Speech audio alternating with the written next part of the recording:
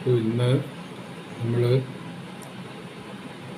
വർത്തമാന പത്രങ്ങളിലേക്ക് കടക്കുമ്പോൾ ഏറ്റവും പ്രാധാന്യം കൊടുത്തിരിക്കുന്നത് SDPI BJP സംഘടനയെക്കുറിച്ചോ അതിന് തുടർന്നുണ്ടായ കൊലപാതകങ്ങളെക്കുറിച്ചോ ഉള്ള വാർത്തകളാണ്. അതിലേക്ക് ഒടുവിൽ കടന്നു വരാം. അതിനു മുമ്പ് നമ്മൾ പതിവിൻപടിയുള്ള കോവിഡിൻ്റെയും COVID-19 ഇന്നലെ 2995 പേര് പുതിയ കേസസ് ഉണ്ടായിരുന്നു എന്നാണ് പറയുന്നത്. 4160 പേര് രോഗമുക്തരായി. 96 മരണങ്ങളാണ് ഇന്നലെ കൂട്ടിയിരിക്കുന്നത്. അതായത് ആഡഡ് എന്നാണ് പറഞ്ഞിരിക്കുന്നത്. Adding 96 deaths to the official list. പുതുതായിട്ട് 96 പേരെ കൂടെ കൂട്ടിയിട്ടുണ്ട്. ഇതാണ് അതിൻ്റെ കോവിഡിൻ്റെ വിവരം. അപ്പോൾ അതിൽ പറയത്തക്ക വിശേഷമൊന്നുമില്ല. പിന്നെ ഹിന്ദുവിൻ്റെ ഒരു ഡീറ്റെയിൽഡ് ആയിട്ടുള്ള റിപ്പോർട്ട് ചില എക്സ്പേർട്സിനൊക്കെ അവിടുത്തെ സി മായയുടെ റിപ്പോർട്ടാണ്. ഒരു വളരെ ഈ ഒമിക്രോണിനെ പറ്റി ആൾക്ക് ആശങ്കകളുണ്ട്. അപ്പോൾ അതിനെപ്പറ്റി ഇവിടുത്തെ വിദഗ്ധരെന്ത് പറയുന്നു എന്നുള്ളതിനെപ്പറ്റി ലേഖ വളരെ കൃത്യമായൊരു അന്വേഷണം നടത്തിയിരിക്കുകയാണ്. അപ്പോൾ അതിൽ വന്നിരിക്കുന്നതെന്ന് വെച്ച് കഴിഞ്ഞാൽ, it is high time that the state shifted the focus of surveillance for Omicron virus from travellers to the community എന്നുള്ളതാണ് ഇപ്പോൾ പ്രധാനം. നമ്മളിപ്പോൾ കോവിഡിൻ്റെ ആദ്യഘട്ടത്തിൽ എങ്ങനെയായിരുന്നു, നമ്മൾ പുറത്തുനിന്ന് വരുന്ന ആൾക്കാരായിരുന്നു പ്രധാനമായും പരിശോധിച്ചുകൊണ്ടിരുന്നത്. അതുപോലെ ഇപ്പോഴും നമ്മൾ പുറത്ത് നിന്ന ആൾക്കാരെയാണ് പരിശോധിച്ചുകൊണ്ടിരിക്കുന്നത്. പക്ഷേ അതൊരു വേസ്റ്റാണ് എന്ന് ഒരു വിദഗ്ധൻ പറഞ്ഞിരിക്കുകയാണ്. അത് കൊണ്ട് യാതൊരു പ്രയോജനവുമില്ല അങ്ങനെ ചെയ്യുന്നതുകൊണ്ട്. അത് പറഞ്ഞിരിക്കുന്നത് Vinod Scaria, senior scientist, institute of genomics integrative biology, ന്യൂഡൽഹിയിലെ ഒരു വിദഗ്ധൻ പറഞ്ഞിരിക്കുകയാണ്. ഇനി ഈ വിദേശത്ത് വരുന്ന യാത്രക്കാരെ പരിശോധിച്ചിട്ട് കാര്യമില്ല. എന്ന് വെച്ച് കഴിഞ്ഞാൽ ആ പരിശോധിച്ച് പിടികൂടിയവരിൽ അത്ര കടുത്ത രോഗങ്ങളൊന്നും കാണുന്നില്ല. അതുകൊണ്ടാണ്, വെറുതെ അല്ല പറയുന്നത്. അങ്ങനെ പിടികൂടി നമ്മളൊരു 5-10 പേരെ കേരളത്തിൽ തന്നെ പലയിടത്തായിട്ട് ചികിത്സയിലുണ്ട്. അവരെ ഇങ്ങനെ നിരീക്ഷിച്ചു കൊണ്ടിരിക്കുകയാണ്. അപ്പോൾ അങ്ങനെ വിദേശ യാത്രികരിൽ നിന്ന് വരുന്നവരുടെ ഇടയിൽ അവരിൽ നിന്ന് നമ്മളിങ്ങനെ അരിച്ചെടുത്ത ആൾക്കാർ, അവർക്ക് ഒമിക്രോൺ ഉണ്ടെങ്കിലും അവർക്ക് അങ്ങനെ പറയത്തക്ക വിശേഷങ്ങളൊന്നും ഇല്ലാതെ അവർ സുഖമായിട്ട് കിടക്കുകയാണ്. അതുകൊണ്ട് ഇനി അത് മാറ്റിയിട്ട് നേരെ കമ്മ്യൂണിറ്റിയിലേക്ക്, അതായത് പൊതുസമൂഹത്തിലേക്ക് ഇറങ്ങി ചെല്ലണം. ജീവിതത്തിൻ്റെ വിവിധ മണ്ഡലങ്ങളിലേക്കുള്ള surveillance is the key word of the period. ഇങ്ങനെ എപ്പോഴും നിങ്ങൾ നിരീക്ഷണത്തിലാണ്, നിങ്ങൾ ക്യാമറ നിരീക്ഷണത്തിലാണ്, നിങ്ങൾ CCTV നിരീക്ഷണത്തിലാണ് എന്നൊരു ബോർഡ് എല്ലായിടത്തും ഉള്ളതുപോലെ വി ആർ അണ്ടർ സർവൈലൻസ്. അതൊരു പ്രത്യേക ഇതാണ്. കാര്യം വെച്ച് കഴിഞ്ഞാൽ നമ്മളെ സംബന്ധിച്ചിടത്തോളം നമ്മൾ അങ്ങോട്ടും ഇങ്ങോട്ടും ഒക്കെ ചലിക്കുമ്പോഴും റോഡിൽ കൂടെ നടക്കുമ്പോഴൊക്കെ നമ്മൾ ഒരു നിരീക്ഷണത്തിലാണ് എന്ന് പറയുന്നത് പോലെ ഇതിൻ്റെ സർവൈലൻസ്, ഇതിൻ്റെ നിരീക്ഷണം ഒന്ന് ഷിഫ്റ്റ് ചെയ്യണം ടു ദി കമ്മ്യൂണിറ്റി. അതിൻ്റെ കാരണം ഇതാണ്, പുറത്തുനിന്ന് വരുന്നവരിൽ കാണുന്ന ആ രോഗം അത്ര പ്രസക്തമായിട്ടുള്ള ലക്ഷണങ്ങളൊന്നും അവർ കാണുന്നില്ല. അതാണ് ഇദ്ദേഹം പറയുന്നത്. രണ്ടാമത്തത്, അതായത് given the high vaccination background in Kerala, it is very much possible that the variant is already circulating. അതായത് ഒരുപാട് വാക്സിനേഷൻ ഇവിടെ കൊടുത്തുകൊണ്ട്, അതായത് ഒരു high level of vaccination is there in Kerala, high vaccination background in Kerala. It is much possible that the variant is already circulating in community. അതുകൊണ്ട് ഇത്രയും vaccination കൊടുത്ത സ്ഥിതിക്ക് ഈ വേരിയൻറ്റ് കമ്മ്യൂണിറ്റിയിൽ സർക്കുലേറ്റ് ചെയ്തുകൊണ്ടേയിരിക്കുകയാണ്. എനിക്കതിൻ്റെ അർത്ഥം മനസ്സിലാകുന്നില്ല. കൂടുതൽ വാക്സിനേഷൻ കൊടുത്ത സ്ഥിതി, അത്രയും വാക്സിനേഷൻ കൊടുത്തില്ലായിരുന്നെങ്കിൽ ഇത് കമ്മ്യൂണിറ്റി സർക്കുലേറ്റ് ചെയ്യില്ല എന്ന് കരുതണോ എന്നാണ് അതിൻ്റെ അർത്ഥമെന്ന് എനിക്ക് അറിഞ്ഞുകൂടാ. അപ്പോൾ ഈ വാക്സിനേഷൻ ഒരു ഹൈ ലെവലിൽ കൊടുത്തിരിക്കുന്നതുകൊണ്ട് ഈ വേരിയൻറ്റ് എന്തായാലും ഒമിക്രോൺ എന്ന് പറയുന്ന ഈ സാധനം കമ്മ്യൂണിറ്റിയിൽ ഇങ്ങനെ വ്യാപിച്ചുകൊണ്ടിരിക്കുകയായിരിക്കാം എന്നാണ് ഇദ്ദേഹത്തിൻ്റെ അഭ്യൂഹം. resulting in plenty of mild or asymptomatic infections. മൈൽഡും അസിംറ്റമാറ്റിക്കുമായിട്ടുള്ള ഇൻഫെക്ഷൻസ് ധാരാളമായി നമ്മുടെ സമൂഹത്തിലുണ്ടാകാം എന്നാണ് വിനോദ് സ്കറിയ എന്ന് പറയുന്ന വിദഗ്ധൻ പറയുന്നത്. അത് മൈൽഡും അസിംറ്റമാറ്റിക്കുമായിട്ടുള്ള ഇത് എവിടെയെങ്കിലും കടുക്കുമ്പോഴല്ലേ പ്രശ്നം വരും. കമ്മ്യൂണിറ്റിയിൽ അതങ്ങനെ വ്യാപിക്കുന്നെങ്കിൽ അങ്ങ് വ്യാപിച്ച് പോട്ടെ എന്ന് വയ്ക്കണം. അതെവിടെയെങ്കിലും അതിൻ്റേതായ തീവ്ര ലക്ഷണങ്ങൾ കാണിക്കുകയും നമ്മൾ അപകടകരമായ ഒരു അവസ്ഥയിലേക്ക് കൊണ്ടുപോകുന്നു എന്നുള്ള തരത്തിൽ എന്തെങ്കിലും സൂചനകൾ നൽകുകയും ചെയ്യുമ്പോൾ നമ്മളവിടെ അതിന് വേണ്ട നടപടികൾ കൈക്കൊണ്ടാൽ മതിയല്ലോ. അതുകൊണ്ട് നമ്മൾ അവിടെ നിന്ന് മാറ്റിയിട്ട് ഈ കമ്മ്യൂണിറ്റി മുഴുവൻ ഒബ്സർവ് ചെയ്യണം. ഒബ്സർവ് ചെയ്യുന്നത് സർവൈലൻസ് എന്ന് പറയുന്നത് നല്ലതാണ്. പക്ഷേ വളരെ മൈൽഡായിട്ടുള്ള എന്തെങ്കിലും ഇതിൻ്റെ ലക്ഷണങ്ങൾ പോലും കൃത്യമായിട്ട് പറയുന്നില്ല.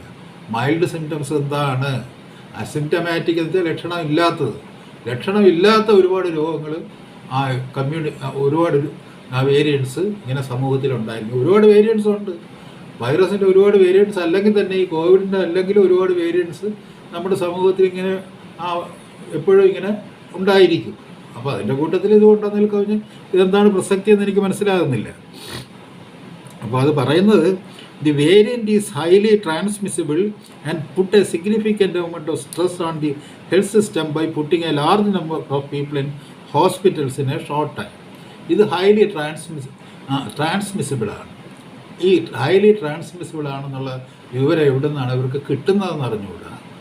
അതിങ്ങനെ ഡോർമെൻ്റായിട്ട് കിടക്കുകയാണ്, ട്രാൻസ്മിസിബിൾ ആണ് എന്നൊക്കെ അഭ്യൂഹം എന്നുള്ളതിനേക്കാൾ അതിന് വസ്തുനിഷ്ഠമായ ഒരു എവിഡൻസാണ് നമുക്ക് വേണ്ടത്. It does calls for a fast response and a clear plan of action. ഒരു ക്ലിയർ പ്ലാൻ ഓഫ് ആക്ഷൻ വേണമെന്നാണ് വിനോദ് സ്കറിയ പറയുന്നത്. അദ്ദേഹത്തിൻ്റെ ക്ലിയർ പ്ലാൻ ഓഫ് ആക്ഷൻ കൂടെ അദ്ദേഹം പറയുന്നുണ്ട്. ഹൈ ഇമ്മ്യൂൺ എസ്കേപ്പ്, അതായത് ഈ വേരിയൻറ്റിന് നമ്മുടെ ഇമ്മ്യൂണിറ്റി പവറിനെ, ഹൈ ഇമ്മ്യൂണിറ്റി പവറിനെ അതിജീവിക്കാൻ കഴിയും. നമുക്ക് നല്ല ഇമ്മ്യൂണിറ്റി പവർ ഉണ്ടെങ്കിലും ഈ വേരിയൻറ്റ് നമുക്ക് ഉപദ്രവം ഉണ്ടാക്കിക്കൊണ്ടിരിക്കും.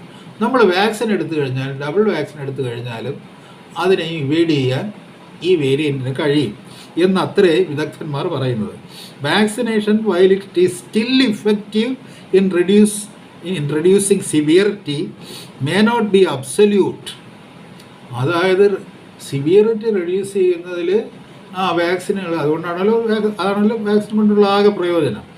എന്നാലും അത് അബ്സല്യൂട്ടായിട്ട് നമുക്ക് കണക്കാക്കാൻ പറ്റില്ല, ആത്യന്തികമായിട്ട് അങ്ങനെ കണക്കാക്കാൻ പറ്റില്ല. Now that the variant is already in കമ്മ്യൂണിറ്റിയിൽ ഈ വേരിയൻറ്റ് പ്രത്യക്ഷപ്പെട്ട് കഴിഞ്ഞു എന്നതിനാൽ, and given that doubling time is just 2 days, 2 ദിവസത്തിനുള്ളിൽ ഇത് ഡബിൾ ചെയ്യും.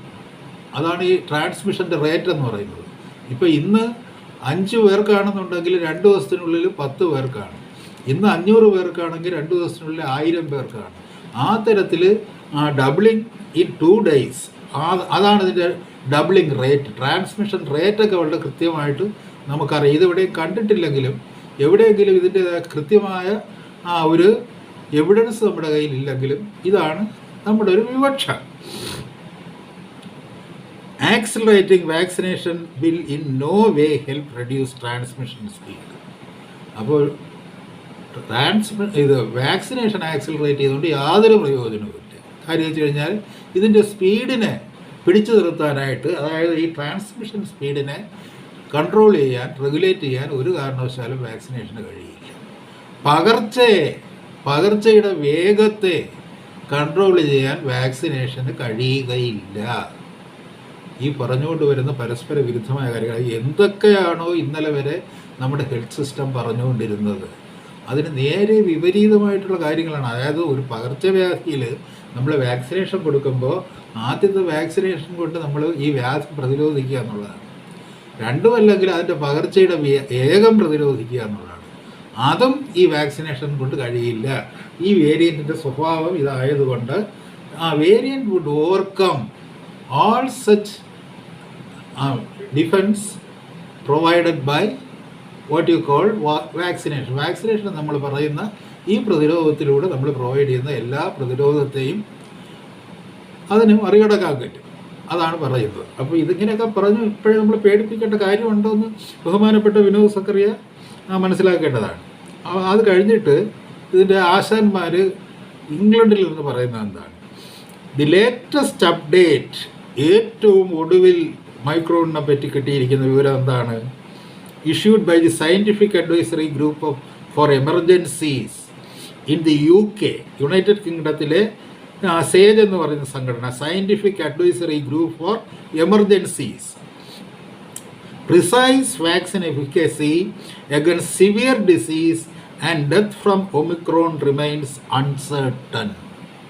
അപ്പോൾ എന്താണ് ഇവിടെ ഇതുവരെ പറഞ്ഞുകൊണ്ടിരുന്ന വാക്സിൻ്റെ ഒരു എഫിക്കസി എന്ന് പറഞ്ഞത് അത് സിവിയർ ആയിട്ടുള്ള ഒരു ലെവലിലോട്ട് പോകാതിരിക്കാൻ കഴിയും നിങ്ങൾ വാക്സിൻ എടുക്കും. അല്ലാതെ വാക്സിൻ്റെ പകർച്ച തടയാൻ പറ്റില്ലെന്ന് ഇവിടെ തന്നെ നേരത്തെ സമ്മതിച്ചിട്ടുണ്ട്. നമ്മൾ ഉപയോഗിക്കുന്ന വാക്സിൻ കൊണ്ട് പകർച്ച തടയാൻ പറ്റുകയില്ല.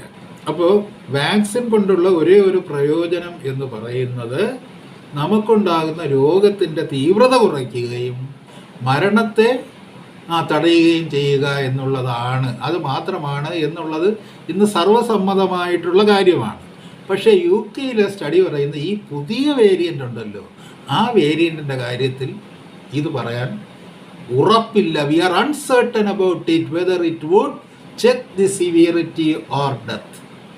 അപ്പോൾ ഈ രണ്ടാമത് പറഞ്ഞ ഘടകമുണ്ട്. പകർച്ചവ്യാധി തടയാൻ ഇതിന് കഴിഞ്ഞില്ലെങ്കിലും റീഇൻഫെക്ഷൻ ഇതുകൊണ്ട് വരുന്നുണ്ടെങ്കിൽ പോലും 2 ഡോസ് എടുത്തതിന് ശേഷവും നിങ്ങൾക്കിത് വരാമെങ്കിൽ പോലും നിങ്ങളുടെ ഈ രോഗത്തിൻ്റെ സിവിയറിറ്റിയും ഡെത്തും തടയാൻ വാക്സിനേഷൻ കഴിയും. അതാണ് വാക്സിനേഷൻ്റെ പ്രയോജനമെന്ന് പറയുന്നത്. പക്ഷേ ഇക്കാര്യത്തിൽ ഇതിലൊരു തീർച്ചയില്ല. രോഗത്തിൻ്റെ സിവിയറിറ്റിയും ഡെത്തും തടയാൻ ഇതിന് കഴിയുമോ എന്നുള്ള കാര്യത്തിൽ UK അവർക്ക് ഉറപ്പില്ല. രണ്ടാമത്തെ രാജ്യം UK ആണ് ഇത് വ്യാപിച്ചു എന്ന് പറയുന്നത്. Precise vaccine efficacy against severe disease and death from Omicron remains uncertain. അതിപ്പോഴും അൺസർട്ടൺ ആയിരിക്കുന്നു. അതാണ് അതിനേക്കാൾ രസം. Due to small numbers of severe outcomes to date. ഇന്ന് വരെ വളരെ കുറച്ച് സിവിയർ ആയിട്ടുള്ള കേസസ് റിപ്പോർട്ട് ചെയ്തിട്ടുണ്ട്. ആകെ ഒരു 5-10 സിവിയർ കേസസ് റിപ്പോർട്ട് ചെയ്തിട്ടുള്ളൂ. അപ്പോൾ നമ്മൾ വാക്സിനേഷൻ കൊടുത്താൽ ഇതിൻ്റെ സിവിയറിറ്റി കുറയുമോ എന്ന് നമുക്ക് പറയാൻ പറ്റത്തില്ല. ഒരുപാട് പേർക്ക് സിവിയറായിട്ട് വന്നാലേ പറയാൻ പറ്റും. അപ്പോൾ ഇതൊന്നും പറയാൻ പറ്റില്ല. അതായത് വാക്സിനേഷൻ കൊണ്ട് എന്തെങ്കിലും ഗുണം ഉണ്ടാകുമോ എന്ന് പറയാൻ പറ്റുകയില്ല ഒമിക്രോണിനെ തടയാനായിട്ട് എന്നാണ് ഇവിടെ UK ഏറ്റവും ഒടുവിലത്തെ നിലപാട്. ഇതിനെ സംബന്ധിച്ച് ഏറ്റവും ഒടുവിലത്തെ നിലപാട് ഇതാണ്. Duration of vaccine efficacy also remain uncertain. അതുമല്ല, വാക്സിൻ എഫിക്കസിയുടെ അതായത് ഈ വാക്സിൻ കൊണ്ടുണ്ടാകുന്ന ആ പ്രയോജനം അല്ലെങ്കിൽ ഫലം ഉണ്ടല്ലോ, അത് എത്ര കാലം അതിനെ സംബന്ധിച്ചും ഒരു സെർട്ടൻറ്റി ഇല്ല, തീർച്ച ഇല്ല. SAGE has warned that nosocomial transmission within ഹോസ്പിറ്റൽസിൽ ഉണ്ടാകുന്ന transmission is a huge risk with Omicron. എല്ലാവരും കൂടെ ആശുപത്രി പിടിച്ചുകൊണ്ട് പോവുകയാണെങ്കിൽ ആശുപത്രിയിൽ നിന്നായിരിക്കും ഇതിൻ്റെ പകർച്ച കൂടുതലായിട്ടുണ്ടാകുക എന്ന് ആര് പറഞ്ഞു? ഇത് പറഞ്ഞിട്ട് ആദ്യമേ നമ്മൾ കോവിഡിൻ്റെ കാര്യത്തിൽ ഈ എല്ലാവരെയും പിടിച്ച് ടെസ്റ്റ് ചെയ്യുമ്പോൾ അങ്ങനെ പാടില്ല എന്ന് ഞങ്ങൾ ഈ കോളത്തിലൂടെ ആവർത്തിച്ചുകൊണ്ട് പറഞ്ഞിരുന്നൊരു കാര്യമുണ്ട്. നിങ്ങൾ അസിംറ്റമാറ്റിക് ആയിട്ടുള്ള ആൾക്കാരെയും ഈ കണ്ണിൽ കാണുന്നവരെല്ലാം പിടിച്ച് RT-PCR ചെയ്യണമെന്നും മറ്റത് ചെയ്യണമെന്നും ആരെ കണ്ടാലും RT-PCRൻ്റെ ഒരു സർട്ടിഫിക്കറ്റ് ഇല്ലെങ്കിൽ നിങ്ങൾക്ക് ജീവിക്കാൻ അവകാശമില്ല എന്നുള്ള മട്ടിൽ ചില സമീപനങ്ങൾ സ്വീകരിച്ചിരുന്നു. ഇപ്പോഴ് നിങ്ങൾ ഏറ്റവും അധികം ശ്രദ്ധിക്കേണ്ടതാണ്. Epidemiologist here have suggested that clinicians should have a role in deciding which samples should be sent for genomic sequencing. Genomic sequencing എന്ന പ്രധാനമായിട്ട് RT-PCR എന്ന് പറയുന്നത്, PCR എന്ന് വെച്ചാൽ ജിനോമിക് സീക്വൻസിങ്ങിന് വേണ്ടിയാണ് ഞാനത് കണ്ടുപിടിച്ചത്, അത് രോഗം കണ്ടുപിടിക്കാൻ വേണ്ടിയുള്ളതെന്നാണ് എന്നാണ് അത് കണ്ടുപിടിച്ച ആൾ പറയുന്നത്. അപ്പോൾ ഈ ജിനോമിക് സീക്വൻസിങ്ങിന് നിങ്ങൾ അയക്കുന്ന സാമ്പിളിൽ there should be a selection. വഴിയെ പോകുന്നവരെയൊക്കെ പിടിച്ച് അവരുടെയൊക്കെ സാമ്പിൾ എടുത്ത് അയച്ചു കൊടുക്കരുത് എന്നൊരു നിലപാടിൽ വളരെ വ്യക്തമായിട്ട് തിരിക്കും. ഇത് നമ്മൾ എത്രയോ കാലം കൊണ്ട് നിങ്ങൾ 2 ലക്ഷം പേരെ വരെ ദിവസം സാമ്പിൾ എടുത്ത് ടെസ്റ്റ് ചെയ്യുമ്പോൾ അവിടെ വന്നിട്ട് ടെസ്റ്റ് എന്നിങ്ങനെ ആക്രോശിച്ചു കൊണ്ടിരിക്കുമ്പോൾ ഞങ്ങൾ ഈ കഴിഞ്ഞ മാസങ്ങളിൽ ത്രൂ ഔട്ടായിട്ട് പറഞ്ഞുകൊണ്ടിരുന്നൊരു കാര്യമാണ്, ഒരു സാമ്പിള് എടുത്ത് അയക്കുമ്പോൾ ആ സാമ്പിൾ എടുത്ത് അയക്കേണ്ടുന്ന സാമ്പിൾ ആണോ എന്നുള്ളതിനെക്കുറിച്ച് നിങ്ങൾ ആലോചിക്കണം. ഒരു രോഗചികിത്സയുടെ പ്രാഥമിക ഒരു ഏത് പകർച്ചവ്യാധിയാണെന്ന് പറഞ്ഞാലും കാണുന്നവരെല്ലാം പിടിച്ചങ്ങ് ടെസ്റ്റ് ചെയ്യുക എന്നുള്ളതല്ല. അതിലൂടെ നിങ്ങൾ എവിടെയും എത്തിച്ചേരുന്നില്ല. അതുകൊണ്ട് നിങ്ങൾ വ്യാധി ഇല്ലാത്തവർക്ക് വ്യാധി ഉണ്ടാക്കുകയും അതുകൊണ്ടുണ്ടാകുന്ന കഷ്ടനഷ്ടങ്ങൾ നമുക്ക് സഹിക്കാവുന്നതിനപ്പുറമായി തീരുകയും ചെയ്യുന്നു. ആ ദുരന്തത്തിലാണ്, ആ ദുരന്തത്തിൻ്റെ ചുഴിയിലാണ് നമ്മൾ ജീവിച്ചു കൊണ്ടിരിക്കുന്നത് എന്ന് കഴിഞ്ഞ നമ്മുടെ ഈ പറഞ്ഞില്ല ഈ സീരീസിൻ്റെ ഓരോ ലക്കവും നിങ്ങളെടുത്ത് നോക്കിക്കഴിഞ്ഞാൽ ഓരോ ദിവസവും ഉള്ള ഈ വർത്തമാനത്തെക്കുറിച്ചുള്ള വിശദീകരണം നിങ്ങളെടുത്ത് നോക്കുകയാണെങ്കിൽ ഞങ്ങൾ ആവർത്തിച്ചു പറഞ്ഞുകൊണ്ടിരുന്നതാണ്. ഇപ്പോൾ ഇന്നലെ പ്രഭു ചൗള പറഞ്ഞില്ലേ ഈ കാര്യത്തിൽ ഇന്ത്യയിൽ ഈ കോവിഡ് ട്രീറ്റ് ചെയ്യുന്നതിൽ കാണിച്ച ആ അസംബന്ധാത്മകതയെക്കുറിച്ച്, അതിൻ്റെ അപഹാസ്യതയെക്കുറിച്ച് ഇന്ത്യൻ എക്സ്പ്രസിൻ്റെ എഡിറ്ററായിട്ടുള്ള പ്രഭു ചൗള പറയുമ്പോൾ നമ്മൾ മനസ്സിലാക്കേണ്ടത് ഇതേ കാര്യങ്ങൾ ഞങ്ങൾ കുറേ നാളായിട്ട് പറഞ്ഞുകൊണ്ടിരിക്കുന്ന കാര്യമാണ്. ഇപ്പോഴും ഇന്ത്യൻ എക്സ്പ്രസിൻ്റെ എഡിറ്റർ പ്രഭു ചൗളയും അത് പറയും.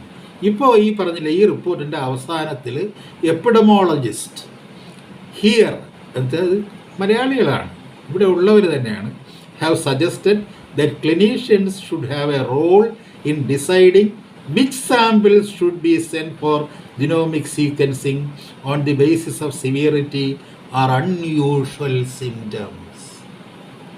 അതായത് അൺയൂഷ്വൽ ആയിട്ടുള്ള സിംറ്റംസ് കാണുമ്പോൾ, അസാധാരണമായിട്ടുള്ള സിംറ്റംസ് കാണുമ്പോൾ അതിലും അതിൻ്റെ തീവ്രതയുടെ അടിസ്ഥാനത്തിൽ വേണം സാമ്പിളുകൾ ജിനോമിക് സീക്വൻസിന് അയക്കേണ്ടത് എന്നുള്ള. അതായത് ഇപ്പോൾ PCR ടെസ്റ്റ് എന്ന് വെച്ചാൽ ജിനോമിക് സീക്വൻസിങ്ങിൻ്റെ ടെസ്റ്റാണ്.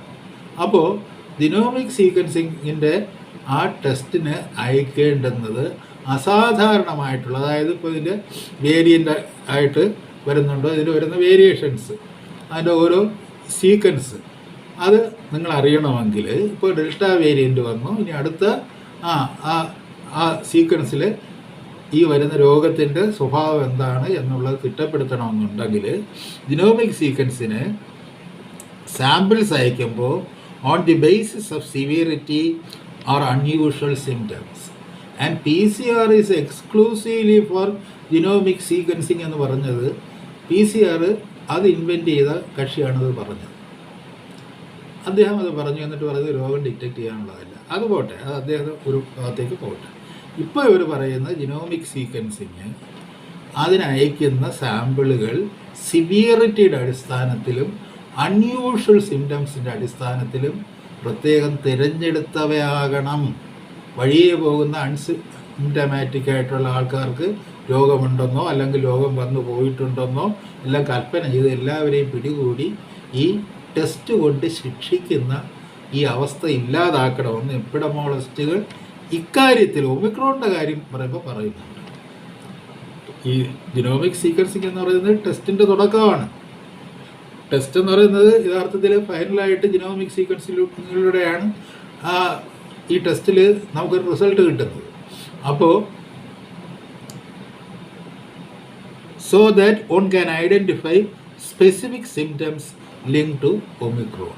അപ്പോൾ അങ്ങനെ ചെയ്താൽ മാത്രമേ അസാധാരണമായ സിംറ്റംസ് കാണിക്കുകയും കൂടുതൽ തീവ്രതയുണ്ടായിരിക്കുകയുള്ള സാമ്പിൾസ് കാണിച്ചാൽ മാത്രമേ ഒമിക്രോണിൻ്റെ സവിശേഷമായ സിംറ്റം എന്ത് എന്ന് കണ്ടെത്താൻ കഴിയുകയുള്ളൂ എന്നാണ് പറഞ്ഞിരിക്കുന്നത്. അതുകൊണ്ട് ഇനി ഒമിക്രോണിൻ്റെ പേരിൽ വഴിതടക്കാരനെ പിടിച്ച് നിങ്ങൾ RT-PCR ചെയ്യും എന്നുള്ള നിർബന്ധ ബുദ്ധി ഉപേക്ഷിക്കണം. ഇത് നമ്മൾ കോവിഡിൻ്റെ കാര്യം, കോവിഡ് ഇപ്പോൾ SARS-CoV-2 കാര്യത്തിലായാലും അത്രയ്ക്ക് ഹാർഡായിട്ടുള്ള സിംറ്റംസും അസാധാരണമായിട്ടുള്ള സിംറ്റംസും ഇല്ലാത്ത ആൾക്കാരെ നിങ്ങൾ ഈ തരം പരീക്ഷണത്തിന് വിധേയരാക്കേണ്ട കാര്യമില്ല. കാര്യം വെച്ച് കഴിഞ്ഞാൽ ആൾക്ക് എന്തെങ്കിലും ഒരു അസുഖം ഉണ്ടായെന്ന് കഴിഞ്ഞാൽ സാധാരണഗതിയിൽ നമ്മുടെ ഈ പറഞ്ഞ ശ്വസന പ്രക്രിയയുമായിട്ട് ബന്ധപ്പെട്ട് വരുന്ന ഒരു രോഗമാണ്, അല്ലെങ്കിൽ ശ്വാസനാളവുമായിട്ട് ബന്ധപ്പെട്ട് വരുന്ന ഒരു രോഗമാണ് എന്നുള്ളത് കൊണ്ട് സാധാരണ പൾമണോളജി അത് കൈകാര്യം ചെയ്യുന്ന ഡോക്ടർമാർ, വിദഗ്ധ ഡോക്ടർമാർ ഇതിനെ സംബന്ധിച്ച് ഒരു ക്ലിനിക്കൽ എക്സാമിനേഷൻ നടത്തുക എന്നുള്ളതാണ് പ്രാഥമികമായിട്ട് ചെയ്യേണ്ടത്. അതങ്ങ് വിട്ടിട്ട് ഒരു മുൻവിധിയോടുകൂടി കാണുന്നതെല്ലാം മായ എന്ന് പറയുന്നത് പോലെ കാണുന്നതെല്ലാം കോവിഡ് എന്ന് പറഞ്ഞ് വളരെ കൃത്രിമമായൊരു സിറ്റുവേഷൻ സൃഷ്ടിച്ചു എന്ന് പറയുന്നുള്ള ആരോപണം നമ്മൾ മുമ്പ് വെച്ചിട്ടുണ്ട്.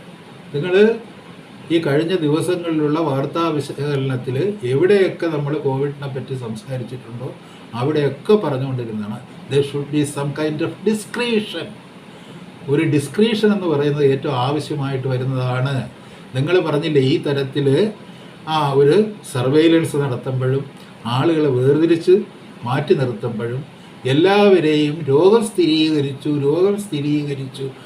സ്ഥിരീകരിച്ചു എന്നുള്ള തരത്തിൽ മുദ്ര കുത്തരുത് എന്ന് ഒരുപാട് പ്രാവശ്യം പറഞ്ഞുകൊണ്ടിരുന്നതാണ്. ഇപ്പോൾ ഇവിടുത്തെ എപ്പിഡമോളജിസ്റ്റുകളും ഒമിക്രോണിൻ്റെ കാര്യത്തിലാകുമ്പോൾ അങ്ങനെ കാണുന്നവരെയൊക്കെ പിടിച്ച് ടെസ്റ്റ് എന്നുള്ള കാര്യം ഒമിക്രോണിൻ്റെ കാര്യത്തിലെങ്കിലും വേണ്ട എന്ന് വെച്ചിട്ടുണ്ടെങ്കിൽ, അതാണ് ശരിയെന്ന് നിങ്ങൾക്ക് ഇപ്പോഴെങ്കിലും തോന്നുന്നെങ്കിൽ തീർച്ചയായിട്ടും നിങ്ങളോട് ഈ കേരള ജനതയ്ക്ക് വലിയ നന്ദിയുണ്ട്.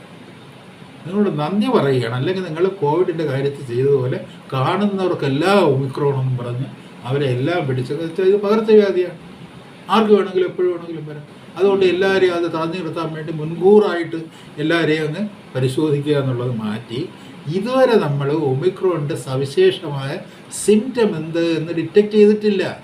മറ്റുള്ള ഈ കോവിഡിൻ്റെ, അതായത് കൊറോണ വൈറസ് വെറൈറ്റികളിൽ നിന്ന് വ്യത്യസ്തമായി ഇതിൻ്റെ സവിശേഷത എന്താണെന്ന് ഇതുവരെ ലോകത്താരും ഡിറ്റക്റ്റ് ചെയ്തിട്ടില്ല. അങ്ങനെ ഡിറ്റക്റ്റ് ചെയ്യണമെന്നുണ്ടെങ്കിൽ ഇതിൻ്റെ അൺയൂഷ്വൽ ആയിട്ടുള്ള സിംറ്റംസും സിവിയറിറ്റിയുമുള്ള കേസസിനെ മാത്രം എടുത്ത് പരിശോധിച്ചാലേ അത് ചെയ്യാൻ പറ്റൂ എന്നുള്ള ഒരു സാമാന്യ യുക്തി, ഒരു കോമൺ സെൻസിൽ നമ്മൾ എത്തിച്ചേർന്നു എന്ന് പറയുന്നത് തീർച്ചയായും നമ്മൾ പ്രതീക്ഷിക്കാത്ത അത്ഭുതകരമായ ഒരു വ്യതിയാനമാണ്.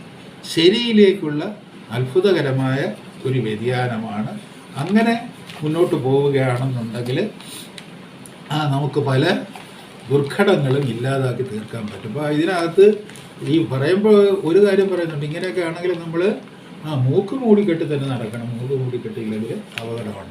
ഇനി അതുകൂടി അതിന് ഒരു തീരുമാനം ഉണ്ടാകേണ്ടതായിട്ട് ഉണ്ട്. മറ്റുള്ള കാര്യങ്ങളിലൊക്കെ പണ്ടൊക്കെ സാധാരണ മനുഷ്യൻ്റെ it is a common sense, അല്ല നമ്മുടെ ഒരു കോമൺ സെൻസ് എന്നുള്ള ഒരു കോമൺ സെൻസ് ഡിക്റ്റേറ്റാണ്. It's a common sense dictate. അത് വെച്ച് പറഞ്ഞതാണ്. നമ്മൾ വലിയ വിദഗ്ധനോ വൈദ്യശാസ്ത്രജ്ഞനോ ഒന്നും ആവേണ്ട. ചെയ്യുന്നതിന് ഒരു സാമാന്യ യുക്തി എന്ന് പറയുന്നത് മനുഷ്യൻ്റെ ഈ ചരിത്രപരമായിട്ടുള്ള വളർച്ചയിലൂടെ അവൻ ആർജിച്ചെടുക്കുന്നതാണ് ആ കോമൺ സെൻസ് എന്ന് പറയുന്നത്. ആ കോമൺ സെൻസിൻ്റെ പരിധിയിൽ നിന്നുകൊണ്ട് പറഞ്ഞ കാര്യങ്ങളാണ് ഇപ്പോഴും അത് നിങ്ങൾ സമ്മതിക്കേണ്ടി വന്നിരിക്കുന്നു. പിന്നെ രണ്ടാമത് വരുന്നത് ഗവർണറുടെ നിയമനത്തെപ്പറ്റി. ഈ സെക്രട്ടേറിയറ്റിലെ എന്തോ വലിയൊരു ഉദ്യോഗസ്ഥനായിരുന്നു അദ്ദേഹം, ഒരു ആചാര്യ, അദ്ദേഹത്തിൻ്റെ പേര്. അതിൽ പിന്നെ ഒന്ന് കണ്ണടച്ചെതിർക്കുന്നത് ജനാധിപത്യ വിരുദ്ധം. കേരയിൽ പദ്ധതിക്ക് ഞാൻ അനുകൂലമല്ല എതിരുമല്ല. ഇപ്പോൾ ശശി തരൂർ ആരാണെന്നുള്ള കാര്യം വിമാനത്താവളം അദാനിക്ക് വിട്ടുകൊടുക്കണമെന്ന് പറഞ്ഞപ്പോഴത്തേക്ക് തന്നെ നമുക്ക് വളരെ വ്യക്തമായതാണ്. അദാനി ഇത് വളരെ നന്നായിട്ട് നടത്തും. അതുകൊണ്ട് കേരള ഗവൺമെൻറ് അത് അദാനിക്ക് വിട്ടുകൊടുക്കണമെന്ന് പച്ചയായിട്ട് പറഞ്ഞ ആളാണ് ശശി തരൂർ എന്ന് പറഞ്ഞാൽ. അങ്ങനെയുള്ളത് വേറൊന്നും പ്രതീക്ഷിക്കേണ്ട കാര്യമൊന്നുമില്ല. പിന്നെ അദ്ദേഹം ഇപ്പോൾ എന്തുകൊണ്ടും കേരളിനെ ഇതുവരെ അനുകൂലിച്ച് തുടങ്ങിയിട്ടില്ല. അദ്ദേഹം ലുലു മാൾ വേണമെന്ന് അദ്ദേഹത്തിന് അഭിപ്രായമുണ്ട്. അദാനി ആയിരിക്കണം കേരളത്തിൻ്റെ രക്ഷകനെന്നും അദ്ദേഹത്തിന് അഭിപ്രായമുണ്ട്. അതൊക്കെ അദ്ദേഹത്തിൻ്റെ വ്യക്തിപരമായ അഭിപ്രായം. എന്തായാലും കണ്ണടച്ച് എതിർക്കുന്നത് ജനാധിപത്യ വിരുദ്ധം. കണ്ണടയ്ക്കാതെയാണ് എതിർക്കേണ്ടത് എന്നാണ് അദ്ദേഹം പറയുന്നത്. കണ്ണടച്ച് എതിർക്കരുത്. ആരാണ് കണ്ണടയ്ക്കുന്നത് എന്നുള്ളതാണ്. അത് ശശി തരൂരാണോ? ഇപ്പോൾ അദാനി വരുമ്പോഴോ യൂസഫ് അലി വരുമ്പോഴോ കണ്ണ് തനിയെ അടഞ്ഞു പോകുന്ന കുറേ രാഷ്ട്രീയ നേതാക്കന്മാരുണ്ട്. അതിലൊരാളാണ് ഈ ശശി തരൂർ എന്ന് പറയുന്നത്. വിഷയങ്ങൾക്കനുസരിച്ചാകണം നിലപാടുകൾ. അത് എപ്പോഴും അങ്ങനെയാണല്ലോ, വിഷയങ്ങൾക്കനുസരിച്ച് തന്നെയാണല്ലോ നിലപാട്. അല്ലാതെ പിന്നെ എങ്ങനെയാണ്? അത് അദ്ദേഹത്തിൻ്റെ ഈ പറഞ്ഞില്ലേ, അദ്ദേഹം എന്നിട്ട് സ്വതന്ത്ര ചിന്ത, അത് അവരുടെ പാർട്ടിക്കാരുമാണ്, ഇത് സ്വതന്ത്ര ചിന്തയാണ് എന്നൊക്കെ പറയുമ്പോൾ ബഹുമാനപ്പെട്ട ശശി തരൂരെ ഒരു കാര്യമേ ചോദിക്കുന്നുള്ളൂ. ചക്രം കയ്യിലുണ്ടോ? ഈ നിങ്ങൾ പദ്ധതിയൊന്നും ആരും എതിർക്കുന്നില്ല. നിങ്ങൾ വേണമെങ്കിൽ ഇവിടെയുള്ള ബ്രോഡ് ഗേജ് മുഴുവനും വലിച്ച് പറിച്ച് ദൂരെ എറിഞ്ഞിട്ട്, അതൊന്നും വേണ്ട, ബ്രോഡ് ഗേജേ വേണ്ട, നമുക്ക് മുഴുവൻ സ്റ്റാൻഡേർഡ് ഗേജ് ആക്കിയാലും ഇവിടെ ആർക്കും അതിൽ യാതൊരു എതിർപ്പുമില്ല. അതിൻ്റെ കഷ്ടനഷ്ടങ്ങൾ വേണമെങ്കിൽ നമ്മൾ സഹിക്കാൻ തയ്യാറാണ്. ഇത്രയും കഷ്ടനഷ്ടങ്ങളൊക്കെ സഹിച്ചതിന് ശേഷം ഇത് ഇവിടെ നടപ്പിലാക്കാൻ, ഈ കേരളയിൽ ഈ സിൽവർ ലൈൻ നടപ്പിലാക്കാനുള്ള പദ്ധതിക്ക് നിങ്ങൾ വിദേശത്ത് നിന്ന് കടം വാങ്ങുകയും അതിന് പലിശ കൊടുക്കുകയും ചെയ്യുമ്പോൾ 4 ലക്ഷം കോടിയുടെ കടത്തിൽ മുങ്ങി നിന്നുകൊണ്ട് സാമ്പത്തിക ഞെരുക്കത്തിൽ നിന്നുകൊണ്ട് ഇപ്പം തന്നെ അറിയാം പല ആവശ്യങ്ങൾക്കും. ഇപ്പോൾ KSRTCയുടെ പ്രശ്നം വന്നപ്പോഴും ധനകാര്യ വകുപ്പിൽ നിന്ന് ഒബ്ജക്ഷൻ വരുന്നുണ്ട്. PG ഡോക്ടേഴ്സിൻ്റെ കാര്യം വന്നപ്പോഴും ധനകാര്യ വകുപ്പിൽ നിന്ന് ഒബ്ജക്ഷൻ വരുന്നുണ്ട്. കാര്യം വെച്ച് കഴിഞ്ഞാൽ ഈ നിയന്ത്രണങ്ങൾ നല്ലതാണ്. അതായത് ഇത്തരം ദയനീയമായ ശോചനീയമായ ഒരു അവസ്ഥയിൽ നമ്മൾ ചെന്ന് പെട്ടിരിക്കുകയാണ്. അപ്പോൾ നിയന്ത്രണങ്ങൾ ആവശ്യമാണ്. നമ്മൾ വളരെ അത്യാവശ്യമായിട്ടുള്ള കാര്യങ്ങൾക്ക് KSRTC ജീവനക്കാർക്ക് ശമ്പളം വച്ച് താമസിപ്പിക്കുന്നത് പോലും എന്തുകൊണ്ടാണ്? പണിയെടുക്കുന്നവന് അവൻ്റെ കുടുംബം പുലർത്താൻ വഴിയില്ലാത്ത തരത്തിൽ അവന് ശമ്പളം കൊടുക്കാതിരിക്കുന്നത് പോലും എന്തുകൊണ്ടാണ്? ട്രഷറി കാശില്ലാത്തതുകൊണ്ടാണ്. അങ്ങനെ ഒരു അവസ്ഥയിൽ നിങ്ങൾ പറഞ്ഞില്ലേ ഒരു സ്റ്റാൻഡേർഡ് ഗേജ് കൊണ്ടുവരുന്നത് നിങ്ങൾക്ക് സാമ്പത്തികമായ അനുകൂലമായ ഒരു പരിതോവസ്ഥയിൽ കൊണ്ടുവരാൻ ശശി തരൂരെ. നിങ്ങൾ പറയാം ഇവിടെ ആ തരത്തിൽ അങ്ങനെ ഒരു അവസ്ഥയാണ് ഇവിടെ ഉള്ളതെങ്കിൽ, നമ്മൾ സാമ്പത്തികമായിട്ട് വളരെ ഹെൽത്തി ആയിട്ടുള്ളൊരവസ്ഥയാണെങ്കിൽ സ്റ്റാൻഡേർഡ് ഗേജല്ല ഏത് തരത്തിലുള്ള ട്രാൻസ്ഫോർമേഷൻ നമുക്ക് കൊണ്ടുവരാം. അഥവാ നമുക്ക് ഏതെങ്കിലും തരത്തിൽ മെയിൻറ്റൈനബിൾ ആയിട്ടുള്ള ഒരു സിറ്റുവേഷൻ ആണെങ്കിലും അത് ചെയ്യാം. നിങ്ങൾ ഈ 33,000 കോടി രൂപ നമ്മൾ ആദ്യം ഈ ശ്രീകൃഷ്ണന് 33,000 കോടി എത്ര ഭാര്യമാരുണ്ടായിരുന്നു? 33,000 കോടിയെന്ന് എനിക്ക് അറിഞ്ഞിട്ടുണ്ട്, കേട്ടിട്ടുണ്ട്. അതിനുശേഷം ഇപ്പോൾ കേൾക്കുന്ന 33,000 കോടി എന്ന് കേൾക്കുന്നത് നമ്മൾ എടുക്കാൻ പോകുന്ന കടത്തിനെ പറ്റിയുള്ള കണക്കാണ്. വിദേശ കമ്പനികളുടെ ആ കാര്യത്തിൽ മാത്രം നിങ്ങൾ സമാധാനം പറഞ്ഞാൽ, നിങ്ങളിപ്പോൾ കേരളയിലാണോ അല്ലെങ്കിൽ സ്റ്റാൻഡേർഡ് ഗേജാണോ ബ്രോഡ് ഗേജാണോ, അതുകൊണ്ട് ഉണ്ടാകുന്ന പാരിസ്ഥിതിക ആഘാതം എന്താണ്, അത് ആരുടെയൊക്കെ തലയിലൂടെയാണ് ഓടുന്നത്, ആരുടെയൊക്കെ ജീവിതങ്ങളാണ് ചിതറുന്നത് എന്നൊന്നും നിങ്ങൾ കണക്കാക്കണ്ട. ഏതൊരു സാമ്പത്തിക വർഗമാണ് കേരളത്തിലെ ഈ സ്പീഡ് ട്രെയിൻസിലൂടെ സഞ്ചരിച്ചു കൊണ്ടിരിക്കുന്നത്? ഏറ്റവും ഫാസ്റ്റായിട്ടുള്ള കേരളത്തിലൂടെ ഓടുന്ന ട്രെയിനിൽ സഞ്ചരിക്കുന്ന സാമ്പത്തിക വർഗത്തിൻ്റെ കണക്ക് നിങ്ങൾ ആദ്യം ഒന്നെടുക്കണം. എന്നെടുത്ത് ഏത് സാമ്പത്തിക വർഗത്തിന് വേണ്ടിയാണ് ഈ റെയിൽ കൊണ്ടുവരുന്നതെന്ന് ആലോചിക്കണം. അത് ആരുടെ തലയിൽ കൂടെ ആഞ്ഞു പോയാലും ഈ സാമ്പത്തിക വർഗത്തിൻ്റെ താല്പര്യം വിജയിക്കട്ടെ, അദാനിയുടെ താല്പര്യം വിജയിക്കട്ടെ എന്ന് പറയുന്ന ശശി തരൂരെ നിങ്ങൾ പറയുന്നത് സമ്മതിച്ചു തരാം. പക്ഷേ ഇവിടെ ട്രഷറിയിൽ കാശിൽ അത്യാവശ്യ കാര്യങ്ങൾക്ക്, അനാവശ്യ കാര്യങ്ങൾക്ക് അല്ലാതെ അത്യാവശ്യ കാര്യങ്ങൾക്ക് നമ്മുടെ ട്രഷറിയിൽ കാശ്, അതായത് ധനദുർവ്യയത്തിൽ ഒരു സർവകാല റെക്കോർഡ് സൃഷ്ടിച്ച ഒരു ഗവൺമെൻറ്റാണ് ഇവിടെ ഇരിക്കുന്നത്. എന്തിനാണ്? കോവിഡ് എന്ന് പറഞ്ഞ മഹാമാരി വന്നപ്പോൾ അതിനെ പ്രതിരോധിക്കാൻ വേണ്ടിയുള്ള ഉപകരണങ്ങൾ വാങ്ങിയതിന് കോടിക്കണക്കിന് രൂപ വെട്ടിച്ച ഒരു ചരിത്രം മനുഷ്യന് സഹിക്കാനാവുമോ? നിങ്ങളൊന്ന് ആലോചിച്ച് നോക്ക്. ജനങ്ങളാകെ ഭയം കൊണ്ട്, തൊഴിലില്ലായ്മ കൊണ്ട്, ജീവിതവും മരണവും കൂട്ടിമുട്ടുന്ന ഒരു സന്ധിയിലാണ് നമ്മുടെ ജീവിതം എത്തി നിൽക്കുന്നത് എന്ന് അറിഞ്ഞുകൊണ്ട് ഇവിടെ ജീവിതം ഇരുണ്ടിരിക്കുകയാണെന്നും ജീവിതത്തിൻ്റെ സ്വാതന്ത്ര്യങ്ങളൊക്കെ വിച്ഛേദിക്കപ്പെട്ടിരിക്കുകയാണെന്നും ഉള്ള ഒരു വ്യഥയിൽ ജീവിച്ചു കൊണ്ടിരിക്കുന്ന ഒരു സമൂഹം, ആ സമൂഹത്തിൽ ഒരു മഹാമാരി പടർന്നുകൊണ്ടിരിക്കുകയാണെന്നും അത് നിങ്ങളെ വിഴുങ്ങുകയാണെന്നും പറഞ്ഞ് ഭയത്തിൻ്റെയും സംശയത്തിൻ്റെയും ഒരു അന്തരീക്ഷം സൃഷ്ടിച്ച് ജനങ്ങളെ ആകെ വരുതിയിലാക്കാൻ ശ്രമിച്ചുകൊണ്ടിരിക്കുന്ന ഒരു ഭരണ സംവിധാനം ജനങ്ങളെ രക്ഷിക്കാനെന്നുള്ള വ്യാജേന ഇവിടെയൊക്കെ കുറേ സാധനങ്ങൾ വാരി വലിച്ചു കൂട്ടുകയുണ്ടായി, വാങ്ങിക്കൂട്ടുകയുണ്ടായി. അതിൻ്റെ കണക്ക് പുറത്തു വയ്ക്കൂ. അവിടെ എന്തെങ്കിലും ട്രാൻസ്പെറൻസി ഉണ്ടോ എന്നുള്ളതാണ് പ്രശ്നം. നിങ്ങൾ കിഫ്ബിക്ക് വേണ്ടി എത്ര ചെലവഴിക്കുന്നു? കിഫ്ബിയെ നിലനിർത്താൻ വേണ്ടി എത്ര ചെലവഴിക്കുന്നു? ഇപ്പം തന്നെ ജോൺ ബ്രിട്ടാസിൻ്റെ ഭാര്യയെ നിലനിർത്താൻ വേണ്ടി നിങ്ങൾ എത്ര ലക്ഷം ശമ്പളം കൊടുക്കുന്നു?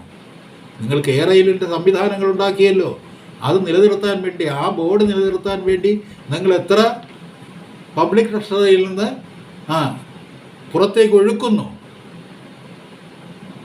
ഇപ്പോൾ ഞാൻ ഈ റിപ്പോർട്ട് ചെയ്ത് വന്നിടത്തോളം റെയിൽവേയിൽ ഒരു ജൂനിയർ ഓഫീസറായിരുന്ന ബ്രിട്ടാസിൻ്റെ ഭാര്യയെ ഒരു മാനേജർ തസ്തികയിലേക്ക് ഉയർത്തുവാൻ വേണ്ടി ഇപ്പോൾ അഡീഷണലായിട്ട് എന്ത് ശമ്പളം കൊടുക്കേണ്ടി വരും? അത് നമ്മൾ ആലോചിക്കണം. അത് നമ്മൾ ആലോചിക്കേണ്ടുന്ന കാര്യമാണ്. ഇതൊക്കെ കൊണ്ടുവരുമ്പോഴുണ്ടാകുന്ന സാമ്പത്തികമായ ദുർവഹമായ ചെലവ്. ആ ചെലവാണ് ശശി തരൂരെ. അത് നിങ്ങളുടെ വീട്ടിൽ നിന്ന് കൊണ്ടുതരാൻ പറ്റില്ലല്ലോ.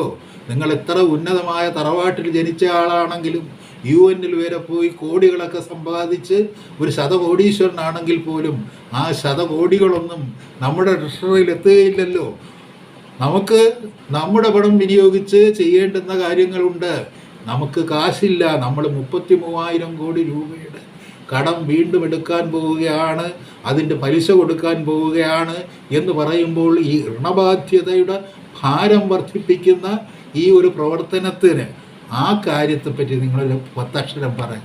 പദ്ധതിയെപ്പറ്റി, പദ്ധതിയുടെ ഗുണവും ദോഷവും പല പദ്ധതികളും വന്നിട്ടുണ്ട്. മെട്രോ വന്നിട്ടുണ്ട്, നഷ്ടമാണെങ്കിലും ഓടട്ടെ എന്ന് തന്നെ നമ്മൾ പറയും. KSRTC വന്നിട്ടുണ്ട്, അത് സാധാരണക്കാരൻ സഞ്ചരിക്കുന്ന വാഹനമാണ്. അത് നഷ്ടമാണെങ്കിലും ഓടുക തന്നെ വേണം. ഓടട്ടെ എന്ന് പറയുകയല്ല, ഓടുക തന്നെ വേണം. പിന്നെ നമ്മുടെ തീവണ്ടികളുണ്ട്. തീവണ്ടിയിൽ സാധാരണക്കാർ തിങ്ങി ഞെരുങ്ങി സഞ്ചരിച്ചു കൊണ്ടിരിക്കുന്ന തീവണ്ടികളാണ്. അത് ഓടുക തന്നെ വേണം.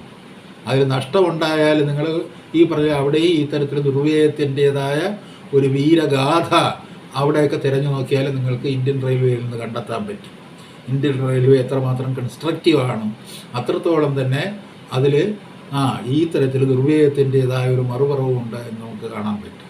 അവിടെയൊക്കെ ഇതൊക്കെ ആണെങ്കിൽ പോലും അതൊക്കെ ഓടട്ടെ എന്ന് പറയാം.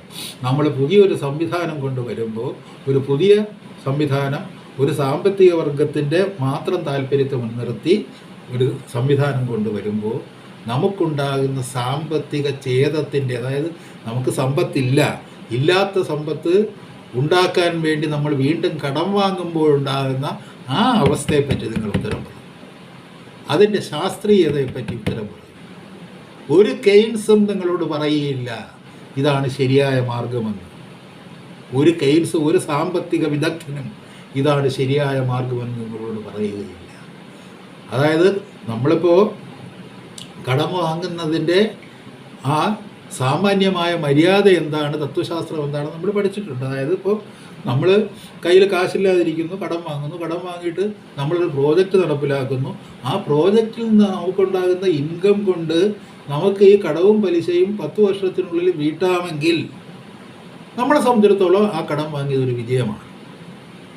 അത് ശരിയാണ്. പക്ഷേ നമ്മളെ സംബന്ധിച്ചിടത്തോളം അങ്ങനെ ഒരു പ്രോഡക്റ്റീവായിട്ടുള്ള റിട്ടേൺസ് ഈ പറയുന്ന ഒരു പദ്ധതിയിൽ നിന്ന് നമുക്ക് കിട്ടുന്നില്ല. ആ തരത്തിലുള്ള അഡ്വാൻറ്റേജ് ഇതിൽ നിന്ന് കിട്ടുന്നില്ല. ഒരു പ്രത്യേക സാമ്പത്തിക വർഗത്തിന് വേണ്ടി മാത്രം ഉണ്ടാക്കുന്ന ഒരു ക്ലാസ്, ഈ ഒരു ട്രെയിൻ ഇവിടെ നിന്ന് അവിടെ വരെ ഓടിയിട്ട് നിങ്ങൾ 33,000 കോടി രൂപയുടെ പലിശയും കടവും അതുകൊണ്ട് വീട്ടും എന്ന് നിങ്ങൾ വിശ്വസിക്കുന്നുണ്ടോ? അങ്ങനെയാണെങ്കിൽ അത് ശരിയാണ്.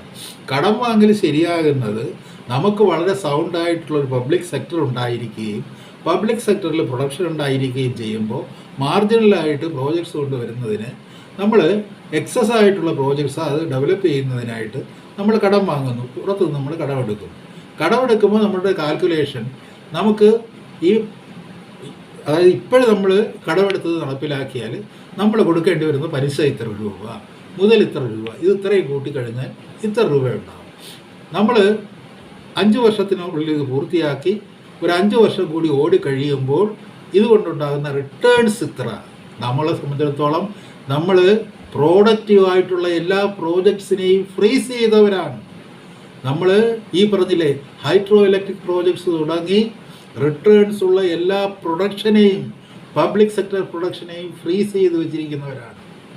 ഇതിന് എത്രമാത്രം റിട്ടേൺസ് ഉണ്ടാകും? ഇന്ത്യൻ റെയിൽവേ എത്രമാത്രം ലാഭകരമായിട്ടാണ് പോകുന്നത്? KSRTC എത്രമാത്രം ലാഭകരമായിട്ടാണ് പോകുന്നത്?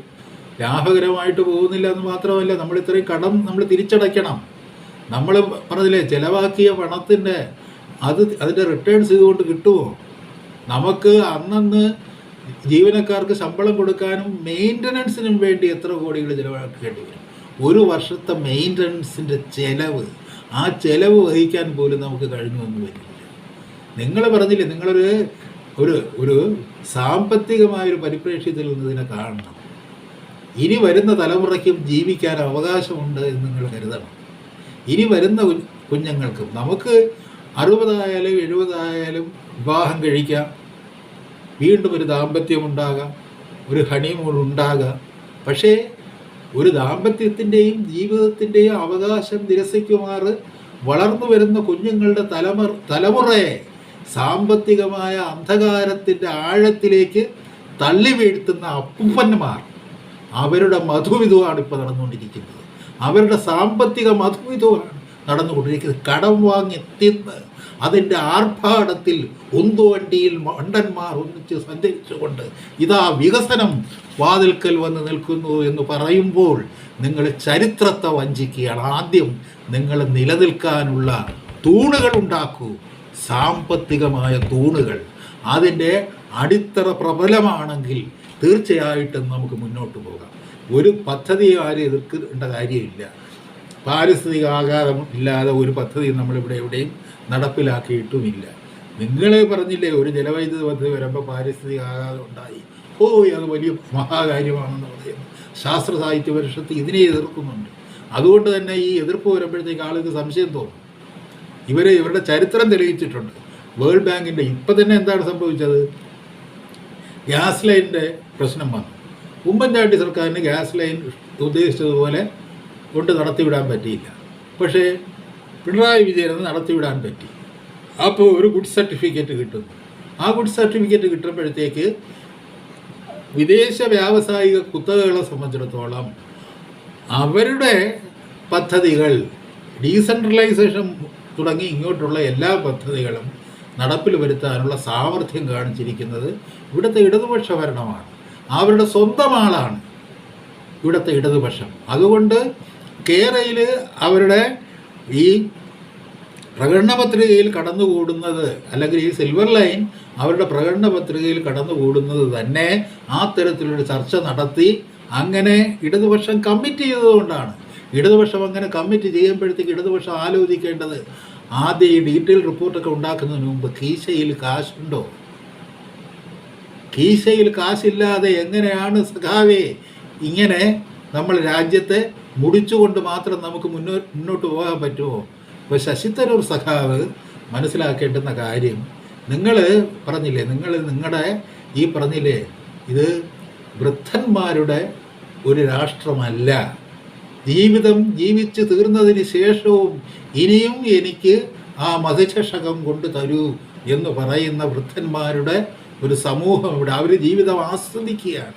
അതായത് വികസനത്തെപ്പറ്റി പറഞ്ഞപ്പോൾ 75 വയസ്സായ അല്ലെങ്കിൽ 75 വയസ്സിലെത്തി നിൽക്കുന്ന പിണറായി വിജയനും ശശി തരൂരും കൂടി വികസനത്തെപ്പറ്റി ചർച്ച ചെയ്ത് നന്നായി ആസ്വദിച്ചു.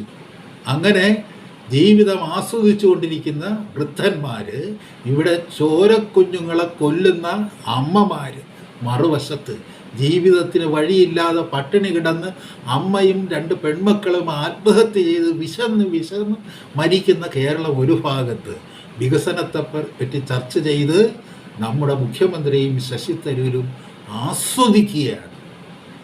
എന്ത് കണ്ടാണ് നിങ്ങൾ ആസ്വദിക്കുന്നത്? എന്താണ് നിങ്ങൾ ആസ്വദിക്കുന്നത്?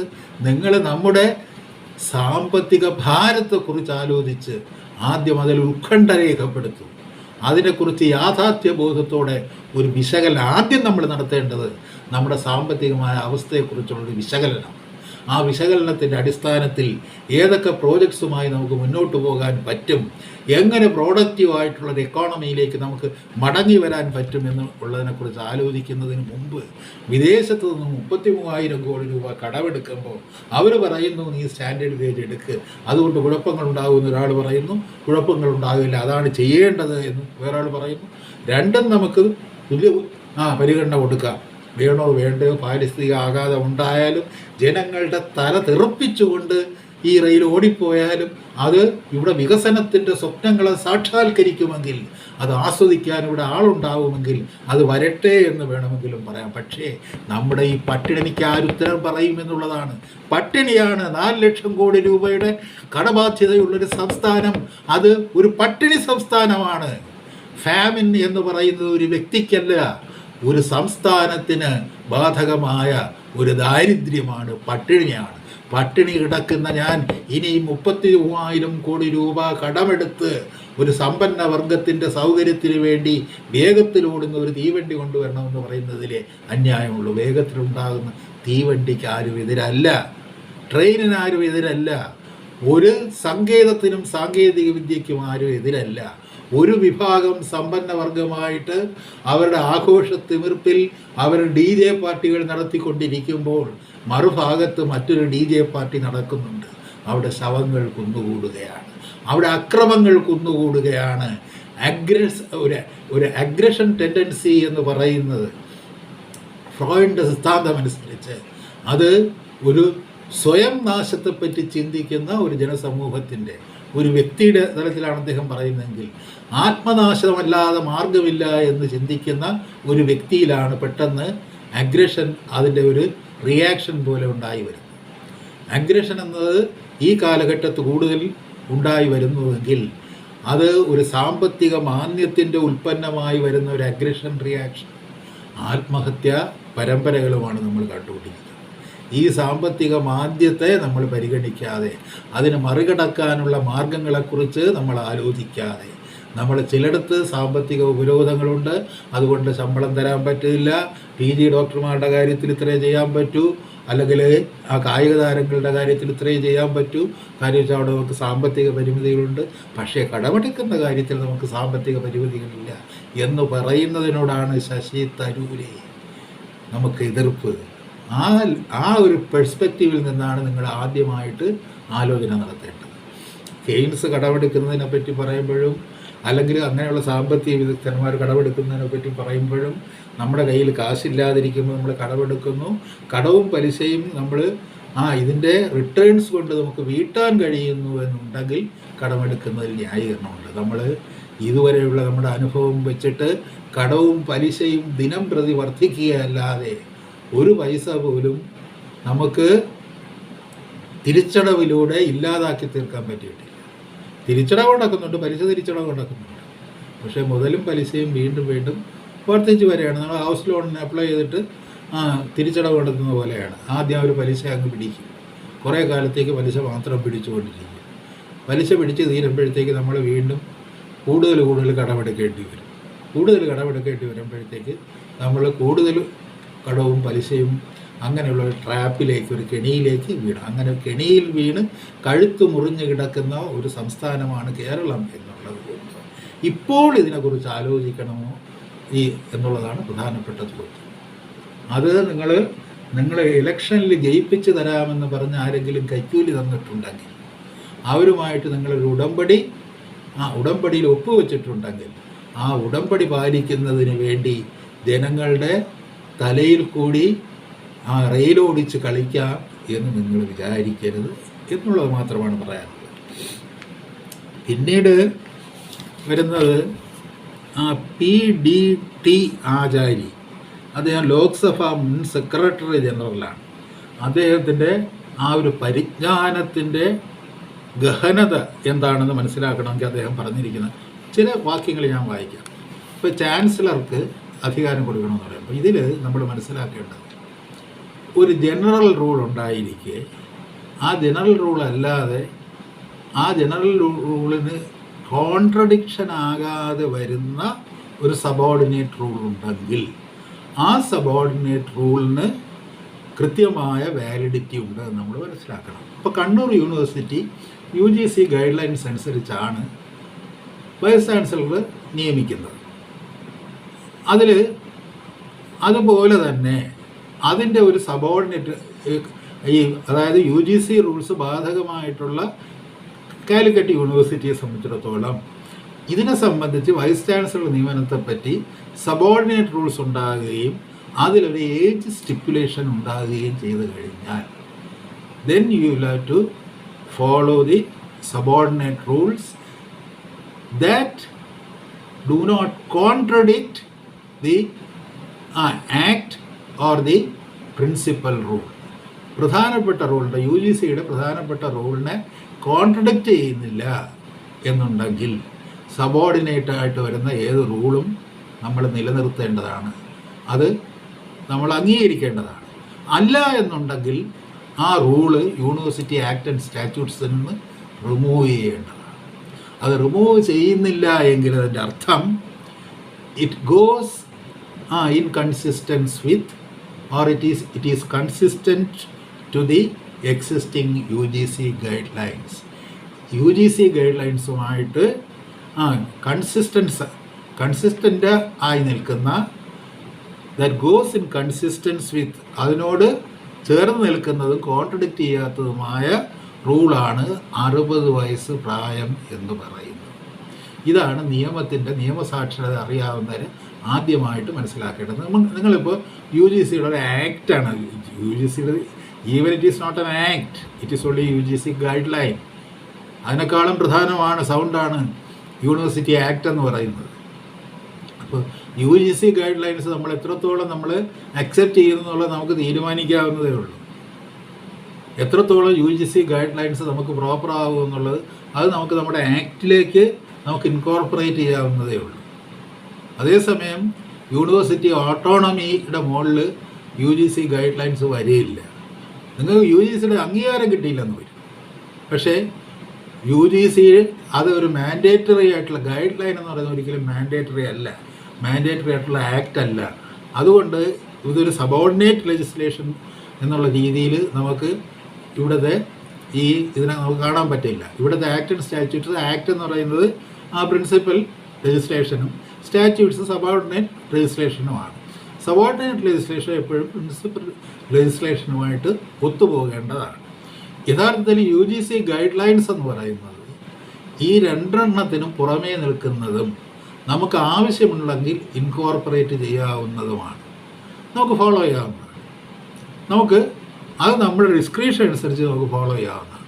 അങ്ങനെ ഫോളോ ചെയ്യുമ്പോൾ നമ്മളിവിടെ ഉണ്ടായിരിക്കുന്ന ആക്ട് ആൻഡ് സ്റ്റാറ്റ്യൂട്ട്സിൽ പറഞ്ഞിരിക്കുന്ന നിബന്ധനകൾ നമ്മൾ വയലേറ്റ് ചെയ്യാൻ പാടില്ല. അങ്ങനെ ഒരു കോൺട്രഡിക്ഷൻ ഇവിടെ ഉണ്ടോ? UGC ഗൈഡ് ലൈൻസും യൂണിവേഴ്സിറ്റി ആക്ട് ആൻഡ് സ്റ്റാറ്റ്യൂട്ട്സുമായിട്ടൊരു കോൺട്രഡിക്ഷൻ ഉണ്ടോ? ഇല്ല. അതായത് വൈസ് ചാൻസലറായിട്ട് നിയമിക്കുന്നതിന് 60 വയസ്സ് പ്രായപരിധി എന്ന് പറയുന്നത് നമ്മുടെ ആക്ട് ആൻഡ് സ്റ്റാറ്റ്യൂട്ട്സിൽ പറഞ്ഞിട്ടുണ്ട്. UGC ഗൈഡ് ലൈൻസും ഉണ്ട്. UGC ഗൈഡ് ലൈൻസിൽ ഒരു കമ്മിറ്റി കോൺസ്റ്റിറ്റ്യൂട്ട് ചെയ്യുന്നതിനെ പറ്റിയാണ് പറഞ്ഞിരിക്കുന്നത്. അത് നമുക്ക് ഉൾക്കൊള്ളാം, നടപ്പിലാക്കാം. അതിന് 60 വയസ്സ് നിബന്ധന നമ്മൾ എടുത്തു കളയേണ്ടതില്ല. It still exist. അത് ആക്ട് ആൻഡ് സ്റ്റാറ്റ്യൂട്ട്സിലുണ്ടെങ്കിൽ അതാണ് മോർ വാലിഡ് എന്ന് പറയുന്നത്. മറ്റതിനേക്കാളും UGC ഗൈഡ് ലൈൻ എന്ന് പറയുന്നത് നമുക്ക് it is at our discretion. നമുക്ക് UGC അതിൻ്റെ പേവേഴ്സൊക്കെ വേണം, അംഗീകാരം വേണമെന്നുണ്ടെങ്കിൽ it is at our discretion. നമ്മളതിനെ ഫോളോ ചെയ്യും. നമ്മൾ വേണമെങ്കിൽ അതിനെ വേണ്ടാന്ന് വയ്ക്കും. ഇപ്പോൾ ഈ പറയുന്നത് ഈ സോക്കാൾ committee, it is a UGC proposal. As a UGC proposal we accept it and it is at our discretion. നമ്മൾ യൂണിവേഴ്സിറ്റിയുടെ ഓട്ടോണമിയിൽ വരുന്ന ഒരു ഡിസ്ക്രിഷൻ്റെ ഏരിയയിൽ നമ്മൾ അത് അംഗീകരിക്കുന്നു. അത് വളരെ അഡ്വൈസബിൾ ആയിട്ടുള്ള ഒരു സംഭവമായിട്ട് നമ്മൾ അതിനെ ഉൾക്കൊള്ളുന്നു. അത്രയും നമുക്ക് അതിനെ ഫോളോ ചെയ്യാം. അതേസമയം നമ്മുടെ ആക്ട് ആൻഡ് സ്റ്റാറ്റ്യൂട്ട്സിൽ 60 വയസ്സ് പ്രായം പറഞ്ഞിട്ടുണ്ടെങ്കിൽ UGC ഗൈഡ് ലൈൻസിൻ്റെ പേരിൽ അതിനെ വയലേറ്റ് ചെയ്യാൻ പറ്റില്ല. അതാണ് ആചാരി. നിങ്ങൾ നിയമം പഠിച്ചിട്ടുണ്ടെങ്കിൽ നിയമത്തിൻ്റെ പ്രാഥമിക തത്വം അതാണ്. ഇപ്പോൾ കോടതിയൊക്കെ നിയമം ആണോ പരിപാലിക്കുന്നതെന്ന് ഞാൻ പറയുന്നില്ല. നിങ്ങളെപ്പോലെയുള്ള ആളുകൾ എന്താണ്, ലോക്സഭയുടെ മുൻ ജനറൽ സെക്രട്ടറി ആയിരുന്ന നിങ്ങൾ ഈ തരത്തിൽ ഒരു ലേഖനം എഴുതാൻ പാടില്ല. ഇതിന് നിങ്ങൾ റിപ്രിമാൻഡ് ചെയ്യേണ്ടതാണ്. കാര്യം വെച്ച് കഴിഞ്ഞാൽ യൂണിവേഴ്സിറ്റി ആക്ട് ആൻഡ് സ്റ്റാറ്റ്യൂട്ട്സിൽ ഇങ്ങനെ ഒരു സ്റ്റിപ്പുലേഷൻ ഉണ്ടെങ്കിൽ ഒരു UGC ഗൈഡ് ലൈൻ കൊണ്ട് അതിനെ ഓവർകം ചെയ്യാൻ പറ്റില്ല. UGC അപ്രൂവൽ കിട്ടിയിട്ടുള്ളതാണെങ്കിൽ UGC പറയുന്ന കാര്യം കൂടി ചെയ്യണം. It is something additional. 60 വയസ്സ് പ്രായം മാത്രമല്ല, UGC പറയുന്ന ഒരു ഗൈഡ് ലൈൻ അനുസരിച്ച് എങ്ങനെയാണ് വൈസ് ചാൻസലർ നിയമിക്കേണ്ടത്, അതിൻ്റെ ഒരു കമ്മിറ്റി ഫോം ചെയ്യണം. പുനർനിയമനത്തിൽ കമ്മിറ്റിയുടെ കാര്യം പറഞ്ഞില്ലെങ്കിൽ വേണ്ട. അതേസമയം പുനർനിയമനം ആകുമ്പോഴത്തേക്ക് 60 വയസ്സ് പ്രായം പരിഗണിക്കാൻ പാടില്ലെന്നില്ലല്ലോ. Because it is an appointment. പുനർനിയമനം എന്ന് പറയുന്ന ഒരു അപ്പോയിൻമെൻ്റാണ്, അപ്പോയിൻമെൻ്റാണ്. ആ അപ്പോയിൻമെൻറ്റിന് ബാധകമായിട്ടുള്ള 60 വയസ്സ് പ്രായപരിധി എന്ന് പറയുന്നത് ഒരു കാരണവശാലും വയലേറ്റ് ചെയ്യാൻ ഒക്കില്ല. ആ അപ്പോയിൻമെൻ്റ് ആകുമ്പോൾ, അതായത് അപ്പോയിൻമെൻറ്റിന് 60 വയസ്സ് പാടില്ല എന്ന് പറയുമ്പോൾ അപ്പോയിൻമെൻറ്റിന് 60 വയസ്സ് ആകാം. അതെങ്ങനെ ശരിയാകുന്നത്?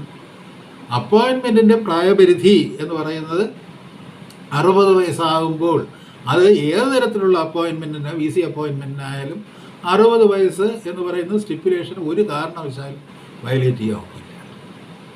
അതായത് അപ്പോയിൻമെൻറ്റ് പ്രത്യേകമായിട്ടുള്ള കാര്യങ്ങൾ പറഞ്ഞിട്ടില്ല എന്നുള്ളത് കൊണ്ട്, അതായത് അപ്പോയിൻമെൻറ്റിന് ഇങ്ങനെ അപ്പോയിൻറ്റ് ചെയ്ത ഒരു വൈസ് ചാൻസലറെ റീ അപ്പോയിൻമെൻറ്റിന് പരിഗണിക്കാമെന്നേ പറഞ്ഞിട്ടുള്ളൂ. അല്ലാതെ ഒരു ആർക്കെങ്കിലും ഇത് പറയുന്നത് എന്താണ്, ആർബിട്രറി ആയിട്ട് വൈസ് ചാൻസലർക്ക് അങ്ങനെ ഏതെങ്കിലും ഒരു ഒരു ഇത് വരുമോ? ഒരു അപ്പോയിൻമെൻ്റ് എന്ന് പറയുന്നത് ഒരു ചാൻസലർക്ക്, വൈസ് ചാൻസലർക്കും അല്ല, വൈസ് ചാൻസലറാണല്ലോ നിയമിക്കുന്നത്. Arbitrary, it is arbitrary in us, it is not law. Arbitrary ആയിട്ട് ചാൻസലർക്ക് അങ്ങനെ ഒരാളെ പുനർനിയമനം നടത്താമെന്ന് പറയുകയാണെങ്കിൽ എല്ലായിടത്തും ചാൻസലർമാർ ഇരുന്നുകൊണ്ട് വി സിമാരെ അങ്ങ് പുനർനിയമിച്ചുകൊണ്ടിരുന്നാൽ പിന്നെ എങ്ങനെ ഈ രാജ്യത്ത് നിയമവ്യവസ്ഥ ഉണ്ടാകും? അങ്ങനെ ഒരു ആർബിട്രറി പവർ ഒരിക്കലും ചാൻസലർക്ക് ഇല്ല. അത് ചാൻസലർ സമ്മതിക്കുന്ന കാര്യമാണ്. എനിക്കിങ്ങനെ ആർബിട്രറി പവറില്ല, there should be a committee as per the university guideline if it is a reappointment. അത് അദ്ദേഹം പറയുന്നതാണ്. ലോകത്ത് ആരും സാമാന്യ ബുദ്ധിയുള്ള, തലയ്ക്ക് സ്ഥിരതയുള്ള ആരും, അതായത് ആർബിട്രറി ആയിട്ട് ചാൻസലർക്ക് റീ അപ്പോയിൻമെൻറ്റ് നടത്താം എന്നൊരു വ്യവസ്ഥ എവിടെയെങ്കിലും ഉള്ളതായിട്ട് പറയുകയില്ല. ഇവിടെ ഇദ്ദേഹം പറയുന്നത് എന്താണ്, വൈസ് ചാൻസലറുടെ നിയമനത്തിൻ്റെ നടപടിക്രമങ്ങൾ നിയമത്തിൽ വിവരിക്കപ്പെടുന്നുണ്ടെങ്കിലും പുനർനിയമനത്തിൻ്റെ നടപടിക്രമത്തിനെ കുറിച്ച് അതിലൊന്നും പറയുന്നില്ല. It is silent. പുനർനിയമനത്തെക്കുറിച്ച് സൈലൻ്റ് ആണ് എന്ന് പറയുന്നത് കൊണ്ട് പുനർനിയമനത്തിൽ എന്തുമാകാം എന്നതിനകത്ത് അർത്ഥമുണ്ട്. അപ്പോൾ നിയമനത്തിന് പറയുന്ന ഗൈഡ് ലൈൻസ് നമ്മൾ ഫോളോ ചെയ്യുക, അതാണ് സാധാരണഗതി ചെയ്യേണ്ടത്. നിയമനത്തിന് പറയുന്ന, പുനർനിയമനത്തിന് 60 വയസ്സെന്ന് പറഞ്ഞിട്ടില്ല. നിയമനത്തിനല്ലേ പറയേണ്ട കാര്യമുള്ളൂ. പുനർനിയമനത്തിൻ്റെ കാര്യത്തിലാണ് പറയുന്നത്. പുനർനിയമനം എന്ന് പറയുന്നത് it is an appointment, it is still an appointment. പുനർനിയമനം വരുമ്പോഴും ഇതെല്ലാം ബാധകമായിട്ട് വരും, because it is an appointment. അതൊരു അപ്പോയിൻമെൻറ്റ് ആയത് പുനർനിയമനം ആകുമ്പോൾ ആർബിട്രറി ആയിട്ട് ചെയ്യാമെന്ന്, അല്ലെങ്കിൽ നിങ്ങൾ പറയുന്ന പോലെ ഈ വൈസ് ചാൻസലർ അപേക്ഷ കൊടുക്കുകയാണ് എന്നെ ഒന്നുകൂടെ അപ്പോയിൻറ്റ് ചെയ്യണേ എന്ന് പറഞ്ഞ് ഒരു അപേക്ഷ കൊടുക്കുകയാണെങ്കിൽ ചാൻസലർ അത് ബന്ധപ്പെട്ട സിൻഡിക്കേറ്റിൽ വയ്ക്കാൻ പറയും. സിൻഡിക്കേറ്റിൽ വെച്ച് അതിനെപ്പറ്റി ഒരു ഡിസിഷൻ എടുക്കാൻ പറയും. അല്ലാതെ ചാൻസലർക്ക് പറഞ്ഞില്ലേ, ചാൻസലർ എന്ന് പറയുന്നത് ചാൻസലർ ആയിരിക്കുമ്പോൾ തന്നെ യൂണിവേഴ്സിറ്റിക്ക് ഒരു ക്യാബിനറ്റ് ഉണ്ട്. ആ ക്യാബിനറ്റിൻ്റെ പേര് സിൻഡിക്കേറ്റ് എന്നാണ്. ഇപ്പോൾ ഗവൺമെൻറ്റിനൊരു സിൻഡിക്കേറ്റ് ഉണ്ട്, അല്ല ഗവൺമെൻറ്റിനൊരു ക്യാബിനറ്റ് ഉണ്ട്. ആ ക്യാബിനറ്റിൽ എങ്ങനെയാണോ ഗവർണർ ബന്ധപ്പെടുന്നത് അതുപോലെ സിൻഡിക്കേറ്റുമായിട്ട് ഒരു ബന്ധമുണ്ട് ലീഗലായിട്ട് ഗവർണർക്ക്. അതുകൊണ്ട് ആ തരത്തിൽ ജനാധിപത്യപരമായി തിരഞ്ഞെടുക്കപ്പെട്ട ഒരു സിൻഡിക്കേറ്റിൻ്റെ റെക്കമെൻഡേഷനായിട്ട് വരികയാണ് എന്നുണ്ടെങ്കിൽ ചാൻസലർ മേ കൺസിഡർ ഇറ്റ്. അത് വരുമ്പോൾ തന്നെ UGCയും ഈ യൂണിവേഴ്സിറ്റി ആക്ട് ആൻഡ് സ്റ്റാറ്റ്യൂട്ട്സും പറയുന്ന കാര്യം ഈ അപ്പോയിൻമെൻറ്റിന്, രണ്ടാമതുള്ള നിയമനത്തിന് പരിഗണിക്കേണ്ടതാണ് എന്നുള്ള വ്യവസ്ഥയെ ചോദ്യം ചെയ്യാൻ സിൻഡിക്കേറ്റിനോ ഈ ഗവർണർക്കോ അധികാരമില്ല. ഇവിടെ പറയുന്നത് you can have an arbitrary appointment, arbitrary decision. A chancellor can have arbitrary decision എന്ന് പറയുന്നത് it goes against every democratic principle. അതായത് ജനാധിപത്യത്തിൻ്റെ അടിസ്ഥാന ശിലയെ തന്നെ ഖണ്ഡിക്കുന്ന ഒരു വാദമുഖമാണ് ആചാര്യ മുന്നോട്ട് വയ്ക്കുന്നത്. That means the chancellor can have an arbitrary decision in the case of re അപ്പോയിൻമെൻ്റ് എന്ന് പറയുന്നത് ജനാധിപത്യ വിരുദ്ധമാണ്, സർവകലാശാല ഓട്ടോണമിക്ക് വിരുദ്ധമാണ്. ഓട്ടോണമി എന്ന് പറയുന്നത് it doesn't rest in the hands of the chancellor. ചാൻസലറുടെ കൈകളിൽ മാത്രമായി ഇരിക്കുന്നതല്ല ഓട്ടോണമി എന്ന് പറയുന്നത്. ഓട്ടോണമി എന്ന് പറയുന്നത് അതിൻ്റെ യഥാർത്ഥമായ ബോഡി എന്ന് പറയുന്നത് സിൻഡിക്കേറ്റ് ആൻഡ് സെനറ്റാണ്. അതിൻ്റെ രണ്ട് പ്രാതിനിധ്യ സ്വഭാവമുള്ള നിയമനിർമ്മാണ സഭകളും അതിൻ്റെ ഒരു മന്ത്രിസഭയുമുണ്ട്. ആ മന്ത്രിസഭയിലും സെനറ്റിലും സിൻഡിക്കേറ്റിലുമാണ് ആ ഓട്ടോണമിയുടെ പവർ ഇരിക്കുന്നത്. അപ്പോൾ തീരുമാനം വരണമെങ്കിൽ അവിടെ നിന്നാണ് വരേണ്ടത്. ഇപ്പോൾ ഈ വ്യക്തമായിട്ടുള്ള നിയമം പറഞ്ഞിട്ടില്ല എങ്കിൽ അതിനെ സംബന്ധിക്കുന്നുള്ള തീരുമാനങ്ങൾ വരേണ്ടത് ഒന്നുകിൽ മന്ത്രിസഭയിൽ നിന്ന് വരണം, അല്ലെങ്കിൽ ഈ ലെജിസ്ലേച്ചർ എന്ന് പറയുന്ന സെനറ്റിൽ നിന്ന് വരണം. സെനറ്റിൽ നിന്നും സിൻഡിക്കേറ്റിൽ നിന്നും അതിൻ്റെ ഹെഡായിരിക്കുന്ന ഗവർണർ ആർബിട്രറി ആയിട്ട് ഗവർണർക്ക് തോന്നുന്ന ആരെയും അപ്പോയിൻറ്റ് ചെയ്യാൻ പറ്റില്ല.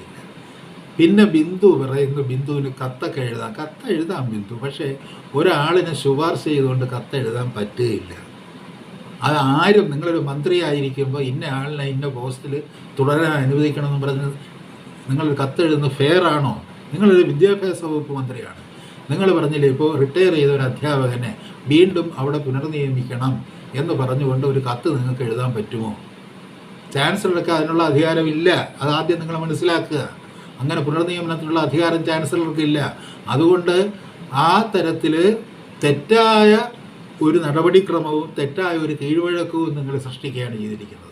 ഒരു മന്ത്രി സ്വാഭാവികമായിട്ട് മനസ്സിലാക്കേണ്ടത്, ഒരു പ്രത്യേക പോസ്റ്റിലേക്ക് ആരെയെങ്കിലും നിയമിക്കണമെന്ന് പറഞ്ഞ് ഏതെങ്കിലും ഒരു അതോറിറ്റിക്ക് ഒരു വ്യക്തിക്ക് വേണ്ടി ഒരു ശുപാർശ നടത്താൻ പാടില്ല. ഇത് വ്യക്തിക്ക് വേണ്ടി നടത്തിയിരിക്കുന്ന ശുപാർശയാണ്. ആ ശുപാർശയിൽ ഒരു ഡിപ്ലോമാറ്റിക് ആയിട്ടുള്ള സംഭവമില്ല, അതിൽ നയപരമായ ഒരു പ്രശ്നമില്ല. ഒരു വ്യക്തിക്ക് വേണ്ടി നടക്കുന്ന ശുപാർശ എങ്ങനെയാണ് നയപരമായ പ്രശ്നമായി തീരുന്നത്? അത് നയപരമായ പ്രശ്നമാകണമെങ്കിൽ അതിൻ്റെ ജനാധിപത്യ സമിതികളിൽ അത് ചർച്ച ചെയ്ത് ഇതാണ് നമ്മുടെ നയം എന്നവർ പറയണം. അങ്ങനെ ഒരു നയം കണ്ണൂർ യൂണിവേഴ്സിറ്റി സെനറ്റോ സിൻഡിക്കേറ്റോ രൂപപ്പെടുത്തിയതായിട്ട് ആരുടെയും അറിവിൽപ്പെട്ടിട്ടില്ല. അങ്ങനെ ചെയ്യാനും പറ്റില്ല, അത് നിയമവിരുദ്ധമാണ്. അതുകൊണ്ട് ഈ മുൻ സെക്രട്ടറി ജനറൽ എന്ന് പറയുന്ന ലോക്സഭയുടെ ആ മുൻ സെക്രട്ടറി ജനറലിനെ കുറിച്ച് ആലോചിക്കുമ്പോൾ ആ ലോക്സഭയെക്കുറിച്ചാണ് ഞാൻ ആലോചിച്ചു. ആ ലോക്സഭയുടെ അവസ്ഥയെക്കുറിച്ചാണ് ആലോചിച്ചു. ഇങ്ങനെയുള്ള നിയമപണ്ഡിതന്മാരാണല്ലോ ഈ ലോക്സഭയെ നയിച്ചത് എന്ന് പറയുമ്പോൾ ഇദ്ദേഹത്തിന് ലജ്ജയില്ലേ? അതായത് ഒരു ചാൻസലർക്ക് ആർബിട്രറി ആയിട്ട് ഒരാളെ നിയമിക്കാൻ കഴിയും, ഒരാളെ പുനർനിയമിക്കാൻ കഴിയുമെന്ന് പറയുന്നിടത്ത് ഒരു ചാൻസലറുടെ അധികാരം എല്ലാത്തിലും മുകളിലാണ്. Then where is university autonomy? അയാൾ യൂണിവേഴ്സിറ്റിയുടെ ഒരു പ്രത്യേക പദവിയിലിരിക്കുന്ന ഒരാളാണ്. ജനാധിപത്യപരമായി തിരഞ്ഞെടുക്ക് ഈ യൂണിവേഴ്സിറ്റി റൺ ചെയ്യുന്ന വൈസ് ചാൻസലറാണ്. വൈസ് ചാൻസലറാണ് ഇതിൽ ഏറ്റവും റെലവൻ്റ് ആയിട്ടുള്ള ഹയസ്റ്റ് ഓർഡർ എന്ന് പറയുന്നത്. ഇത് കുറേ കൂടി മുകളിലിരിക്കുന്ന ഒരു നോമിനലായിട്ടുള്ള ഒരു ഫിഗർ ഹെഡ് മാത്രമാണ് ചാൻസലർ എന്ന് പറയുന്നത്. ആ ചാൻസലർക്ക് ആർബിട്രറി ആയിട്ട് എന്തും ചെയ്യാമെന്ന് പറയുമ്പോൾ നമ്മുടെ ജനാധിപത്യ വ്യവസ്ഥയെ തന്നെ ചോദ്യം ചെയ്യുകയാണ്. എന്നിട്ട് ഇദ്ദേഹം ലോക്സഭയുടെ ജനറൽ സെക്രട്ടറി ആയിരുന്നാണ് പറയുന്നത്. അപ്പോൾ ലോക്സഭയുടെ അവസ്ഥ എന്തായിരിക്കും? ലോക്സഭയുടെ ആ നിയമപാഠങ്ങൾ ആദ്യം മുതൽ പോയിരുന്നത് പഠിക്കണം. ഈ ഒരു ആർബിട്രറിനെസ് ജനാധിപത്യ വ്യവസ്ഥയിൽ, ഒരു പ്രത്യേക വ്യവസ്ഥയിൽ ഒരു പ്രത്യേക വ്യക്തിയെ പുനർനിയമിക്കാൻ, ആർബിട്രറി ആയിട്ട് പുനർനിയമിക്കാനുള്ള അവകാശം ആരോടും ചോദിക്കാതെ, പറയാതെ, ഒരു നിയമബാധ്യതയും ഇല്ലാതെ ചെയ്യുന്നതിനാണ് ആർബിട്രറി ആയിട്ടുള്ള നിയമനം എന്ന് പറയുന്നത്. ആ ഒരു ആർബിട്രറി പവർ അവിടെ ഇല്ല. അങ്ങനെ ഒരു സിറ്റുവേഷൻ ഉണ്ടാകേണ്ടുന്ന കാര്യവുമില്ല. ഇയാൾക്ക് 60 വയസ്സ് മുമ്പ് നിയമനം കൊടുത്തു, അയാളുടെ കാലാവധി തീർന്നു വന്നില്ല, അയാൾക്ക് ലജ്ജാലേശമില്ല, ഉളുപ്പില്ല. അക്കാഡമിഷ്യന്മാർ ഈ ഒരു അവസ്ഥയിൽ, ഇത്രയും ലജ്ജാകരമായ ഒരു അവസ്ഥയിൽ തരം താണു പോവുകയും ഒരു ലോക്സഭയുടെ ജനറൽ സെക്രട്ടറി യാതൊരു ഉളുപ്പുമില്ലാതെ, ഇത് ഒരു ആർബിട്രറി പവറാണ് ചാൻസലർക്ക് അങ്ങനെ യാതൊരു പവർ, ഒരു വിശേഷാൽ പവറും ഇല്ല. ഗവർണറെ പോലെ തന്നെ what has been decided by the cabinet or syndicate, അതനുസരിച്ച് അതിൻ്റെ ഈ നിലവിലിരിക്കുന്ന നിയമവ്യവസ്ഥകളനുസരിച്ച് ഒരു അപ്പോയിൻമെൻറ്റിൻ്റെ പ്രൊപ്പോസൽ വരുമ്പോൾ അതിൽ ഒപ്പിട്ട് കൊടുക്കുക, അതിനുള്ള പവർ മാത്രമാണ് ചാൻസലർക്കുള്ളത്. അല്ലാതെ ചാൻസലർക്ക് ഒരാളെയും ആർബിട്രറി ആയിട്ട് സ്വേച്ഛാപരമായിട്ട് നിയമിക്കാനുള്ള അവകാശമില്ല. ആചാരി. അതുകൊണ്ട് ഇങ്ങനെയുള്ള ആചാരികളും ആചാര്യന്മാരും നമ്മളെ ഭരിച്ചിരുന്നു എന്ന് ഓർക്കുമ്പോൾ നമ്മൾ ഞെട്ടിപ്പോവുകയാണ്. അതാണ് ഇവിടെ സംഭവിക്കുന്നത്. നിയമത്തിന് പറഞ്ഞില്ലേ, ലെജിസ്ലേഷനുണ്ട്, യൂണിവേഴ്സിറ്റിക്ക് ലെജിസ്ലേഷനുണ്ട്. UGC എന്ന് പറയുന്നത് എ ബോഡി, അത് ശരിക്കും പറയുകയാണെങ്കിൽ it is extraneous to the university. UGC എന്ന് പറയുന്നത് യൂണിവേഴ്സിറ്റികളുമായി ബന്ധപ്പെട്ട് യൂണിവേഴ്സിറ്റികളെ നിയന്ത്രിക്കുന്ന ഒരു ബോഡിയായിട്ട് വരുമെങ്കിലും it is something extraneous, a body extraneous to the university. And യൂണിവേഴ്സിറ്റിയുടെ പവർ ഡിസൈഡ് ചെയ്യേണ്ടത് it should be within the university and chancellor is only a figurehead. അത്രയും നമ്മൾ മനസ്സിലാക്കിയാൽ മതി. വൈസ് ചാൻസലറാണ് കാര്യങ്ങൾ നിർവഹിക്കുന്നതിന് നേതൃത്വം കൊടുക്കുന്നത്. അതിൻ്റെ നയപരമായ തീരുമാനങ്ങൾ എടുക്കുന്നത് സിൻഡിക്കേറ്റും സെനറ്റും ചേർന്നാണ്. അതാണ് യൂണിവേഴ്സിറ്റി ഓട്ടോണമി എന്നുള്ളത്. ആ ഓട്ടോണമി ഉള്ളൊരു യൂണിവേഴ്സിറ്റിയാണ് കണ്ണൂർ യൂണിവേഴ്സിറ്റി. ആ കണ്ണൂർ യൂണിവേഴ്സിറ്റിയിൽ ജനാധിപത്യം വേണ്ട എന്നാണ് ഇടതുപക്ഷ സർക്കാർ വിചാരിക്കുന്നതെങ്കിൽ ചാൻസലർ ആർബിട്രറി ആയിട്ട് ഒരാളെ പുനർനിയമിക്കുമെന്നും അതിനുവേണ്ടി ശുപാർശ കത്തെഴുതാൻ വിദ്യാഭ്യാസ മന്ത്രിക്ക് അവകാശമുണ്ടെന്നും ഇടതുപക്ഷ മന്ത്രിസഭ കരുതുന്നെങ്കിൽ ഇത് ഇടതുപക്ഷവുമല്ല വലതുപക്ഷവുമല്ല, ഇതൊരു നാശപക്ഷമാണ്. അതായത് എല്ലാ മര്യാദകളെയും അതിലംഘിച്ചുകൊണ്ട് എം പിയുടെ ഭാര്യയെ നിയമിക്കുകയും മുഖ്യമന്ത്രിയുടെ ഉപദേശകരും രാജ്യസഭാ എം പിയുമായിരുന്ന ഒരുത്തൻ്റെ ഭാര്യയെ വീണ്ടും ഒരു ഉയർന്ന തസ്തികയിൽ റെയിൽ ബോർഡിൽ നിയമിക്കുകയും ചെയ്യുന്ന ഈ ഒരു ഭരണ സംവിധാനം രാജ്യത്തിന് അവമാനകരമാണ്, ചരിത്രത്തിന് അവമാനകരമാണ്, ജനാധിപത്യത്തിന് അവമാനകരമാണ്. അതുകൊണ്ട് നിങ്ങൾ ഒരു ആചാര്യയെ കൊണ്ട് ലോക്സഭാ ജനറൽ സെക്രട്ടറി നിയമം പഠിക്കണം. ആദ്യം നിയമം പഠിച്ചിട്ട് എന്താണ് ഒരു ചാൻസലർ, എന്താണ് ഒരു ഗവർണർ, ഒരു ഗവർണറുടെ അധികാരം, ഗവർണർ എപ്പോഴാണ് ഭരണമേൽക്കുന്നത്, എപ്പോഴാണ് ഒരു ഗവർണർ ഭരണം ഉണ്ടാകുന്നത്, എപ്പോഴാണോ ഒരു മന്ത്രിസഭ അബോളിഷ് ചെയ്യപ്പെടുന്നത്, അപ്പോഴാണ് പ്രസിഡൻറ്റിൻ്റെ പ്രതിനിധിയായിട്ട് ഒരു പ്രസിഡൻഷ്യൽ റൂൾ വരുന്ന ഒരു സന്ദർഭത്തിലാണ്. അങ്ങനെയുള്ളൊരു എമർജൻസി ഇവിടെ ഉണ്ടായിട്ടില്ല. അങ്ങനെ ഒരു എമർജൻസി അവിടുത്തെ യൂണിവേഴ്സിറ്റി സെനറ്റിനെയും സിൻഡിക്കേറ്റിനെയും ഒന്നും പിരിച്ചുവിട്ടിട്ടില്ല. UGC ഗൈഡ് ലൈൻ ഫോളോ ചെയ്യാൻ പറ്റാത്ത ഒരു എമർജൻസി, ഒരു അടിയന്തരാവസ്ഥ അവിടെ ഉണ്ടായിട്ടില്ല. ഇദ്ദേഹം അത്ര വിശിഷ്ട വ്യക്തിയാണെങ്കിൽ പുനർനിയമനം കൊടുക്കണമെങ്കിൽ ഈ പറയുന്നത് പോലെ ഒരു കമ്മിറ്റി കോൺസ്റ്റിറ്റ്യൂട്ട് ചെയ്ത് ആ കമ്മിറ്റിയുടെ അംഗീകാരത്തോടുകൂടി അദ്ദേഹത്തിന് വരാമല്ലോ, പുനർനിയമതനായി വരാമല്ലോ. അതിനിടയിൽ എന്തിനാണ് കടന്ന് ഇത്രയും ധൃതി കാണിച്ചിട്ട് ഇദ്ദേഹത്തിന് ഒരു പുനർനിയമനം കൊടുക്കണം?